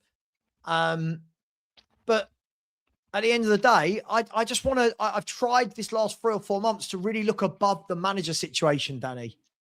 Yep. I've really tried to look at the picture. That's all I have done the last year, is look at the situation above the manager, which is why I'm really not disappointed in what's going on at Spurs. Of course, you want to see your team do better, but given all the circumstances, for example, the injuries, the new board, the manager not getting the players he wants, the manager not being given other good players that are out there, and for some reason they're not signing them. So all of this, everything all coming into consideration, like, I don't really expect us to be doing a lot better. So it's why I hope that well, I kind of hope that our players can come back as quickly as possible, because then can give Frank a bit more of a chance. Yeah. Look, who the manager is. It really doesn't matter who the manager is. It doesn't. Yeah, I'm interested to see. Right, I'm really interested to see if Frank's sacked when the new manager comes in. I'm interested to see how quick we're all going to turn on that manager as well. If nothing changes at the top. And Danny, before we go, what I've said is, until it changes at the top, I am not going to have any hard or fast opinion about the new manager that comes in. I will literally turn around and say, welcome and good luck. Yep. Because there's no point trying to back a manager. There's no point trying to back a manager knowing that the manager's not going to be backed and not be given time. So what's the point? Which is why I don't care who the manager is as well. Yeah. I listen, as I said, if you bring in a Ralph Rangnick, sign who you now I care. Right, which manager's going to lead this project? Yeah. Right now. See, but we're not a Big Six club, are we? Again, I've seen this stat floating around, like Spurs are a Big Six club. We haven't been a Big Six club for years. Like, what are we basing this Big Six club off? I find this stat such a skewed stat. I really find it such a skewed stat, because that stat doesn't look into like all the problems that we've had off the pitch, or the injuries and who's been available. Like, it's such a skewed stat. It really is. Danny, look at this. That is Tottenham for 3 calendar years. That's not a Big Six club. Look how far we actually are off the Big Six clubs. Bournemouth, Brighton, Palace, Fulham, and Brentford all have done better than us. Oh, sorry. What? You mean that Thomas Frank's Brentford have done better than us? Wow. Yep. Yeah. Thomas Frank's but again, Brentford. When you show that, people don't want to take. People find an excuse for that. But that table doesn't lie. No. That table doesn't lie. And see, Leo's still carrying on with it. But Leo, you're putting up stats. Thomas Frank didn't join a top 6 club, did he? Thomas Frank joined a team that finished 17th last season. He didn't join a top 6 club. Yep. But I don't know. Agreed, Ellie. Agreed. Agreed. The two strikers that we've now got at the football club have had one good year between them in their Premier League history. It's crazy. Like, you've got wingers who don't score goals, strikers who don't really score a lot of goals, and we're going, oh, top 6 club. But you know what's funny as well, Savva? Like, even the fact that even having to compare Richarlison and Solanke is just an abomination. Like, we're comparing who we should need up front more so one of the other, and they're both fucking awful players. See, it's just one of them is a bit better than the other one. When you're saying that's Andrews Brentford, are you sorry? You know, Andrews has only managed them for 25 games, and the previous 100 on that chart were managed by Frank. What is wrong with people? What is wrong with people? This is the squad that Thomas Frank built over a number of years. Barring Henderson, Kelleher, and Ouattara, this is Frank's squad at Brentford. And we're going, this isn't Frank's Brentford. Well, yep. Oh my God. Honestly. But also like even players like Kelleher, like top keeper, I'd take him over Vicario every single day of the week. And me too. I'd take Ouattara over Tel or Odegaard. Oh yeah, so would I. Do you know what I mean? Like this is the thing. When I look at it now, I'd take Thiago over any of our strikers. Right? I would take their 2 fullbacks over ours. I'd take their goalkeeper over ours. Well, honestly, the gap has closed, Danny. From those clubs to Spurs, the gap has closed. Yep. Yes, but Albie, the data I showed wasn't just this season. It was 3 years, you donut. Yeah, by the way, the Thiago that Thomas Frank signed. Yes. Yeah, he was Thiago. Thomas Frank signed him, yeah. It's mad, isn't it? How quickly. I think what a lot of people don't do, Danny, I don't think they go and actually do their homework on anything. No. Right? So, for example, when they say, oh, Andrews, look how well he's doing. He's lost all his best players. Hasn't Thomas Frank lost his best players every year as manager of Brentford? Yep. Didn't he lose Ivan Toney? Didn't he lose Ollie Watkins? Didn't he lose Christian Eriksen? Didn't he lose Neil Maupay? Didn't he, like, he kept losing all his better players and still kept doing well. But you know, not allowed to say that because it doesn't fit in with the narrative of how shit they want Frank to be. Because they can't just say, yeah, he did a great job at Brentford. Well, it's like some fans are still blaming Frank for what happened against Man United. It's ridiculous. Oh God, no, all Romero. But listen, it will be what it will be. Yep. And Albie, for me, he signed him, you donut. Honestly, this guy's a troll, another troll in it. It's ridiculous. There's too many of them. Well, but anyway, when you say, did he do enough to be manager of us? What are we? Right now, I hear this all the time. He's not a Spurs man. What is a Spurs manager? We've been shit for years. What is a Spurs manager? What are Spurs? What are we as a team? What's our philosophy? What's our blueprint? And this is the whole part of the show, Ellie. It's called Spurs Need a Blueprint. Because when fans say, is he right for us? Is this player right for us? Danny, I don't know what we are. Nope. I don't know what that means. What are we? Until the board decide what we are, then we don't know. We'll never know what we are. Bang on. Which is exactly why, Sab, I don't care. Like you said, if we go and sack Frank, then if we just say hypothetical, if Frank gets sacked at some point and Lange is still at this football club, then I really couldn't give a fuck what happens with Spurs anymore. Like, I genuinely can't give a fuck because the board don't give a fuck. And if you keep someone like Lange, but sack Frank, then it just shows that they have got no clue what's going on. They've got no clue what they're doing. This is my point, Danny. When I've said happy for Frank to go, I always say this, no one listens, right? It can't just be Frank. No. If you're going to change it, change the whole thing. Yeah. But right now, what are we going to do? Sack Frank, all of his 10 coaching staff or whatever, and then bring in a new guy that works for Vinay and Lang? Yeah, no. Doesn't work like that. Which is exactly why, Savva, I honestly believe Frank is here to stay. He ain't gonna leave. Because why would they start hiring more of his staff literally a week ago if they're gonna sack him? Mate, Doesn't make any sense. I don't know. As I said, I don't care. Sack him, don't sack him. I don't care until that changes at the top. I don't care. Until that changes, I do not care. So whoever the new manager is, welcome. Do you know what? I used to fight tooth and nail, Danny, for which manager I'd want or not want. Now, I don't care. Bring in whoever you want is going to be the next victim of no planning. And then people will argue all next year why it's different, what happened. It will be the same. Look, let me do a couple of super chats. Big up to Adam, who said, do you think Poch comes back if we go down? Mate, I can't see that he'd want to manage in the Championship, if I'm brutally honest. Danny, what do you think? Not a chance. Well, do you know what? I was hearing a conversation about this yesterday, and I don't know. I think this guy's got so much love for Tottenham.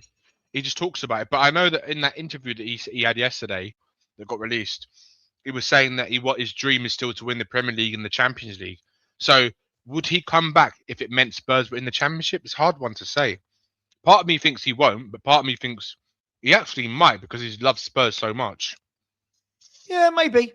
I'll be shocked if he did, but I would be more shocked if he did. Yeah, and I think that would just go to show how desperate he is to come back to Spurs. To be honest, if he takes us in the Championship.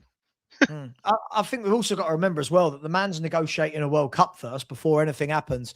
Big up to you, Adam. Yep. And then the second super chat was Ivan, a chicken with a what? No idea. Sorry, Ivan. I've got no idea what this means. Chicken. Cockerel of a chicken or something? I don't know. No idea. No idea, mate. I'm really sorry. I have no idea what that means. Look, as I said, I've got a sneaky feeling we might win tomorrow. I really hope we do. We need points. If we don't, I've got a sneaky feeling he might go, but we'll see. And let's hope that if a new man does come in, that these players are better than what some of you think and suddenly start winning some games. Danny, thanks for coming on, mate. Really appreciate you. Thank you for having me. Always. Let's see if anyone's live so we can send them over. And one more thing, Sav, before you send people over, I honestly think if Frank gets sacked, if he does, which I don't think he will, I can make a bet with anyone who wants one that we don't change. Nothing changes. I think we actually get worse, to be honest. Whoever comes in. I genuinely believe that. Yeah. Oh, you're saying a cockerel could go into the grave. Okay, right. I see. You say the club's dead. Yeah. Look, Danny, we'll see. I think a new manager might come in, and if they come in at the right time, get a couple of wins against the right teams. But I think it will slowly but surely slip straight back into these players being how they are. But anyway, much love, everyone. Take care. And as always, come on, you Spurs. Take care.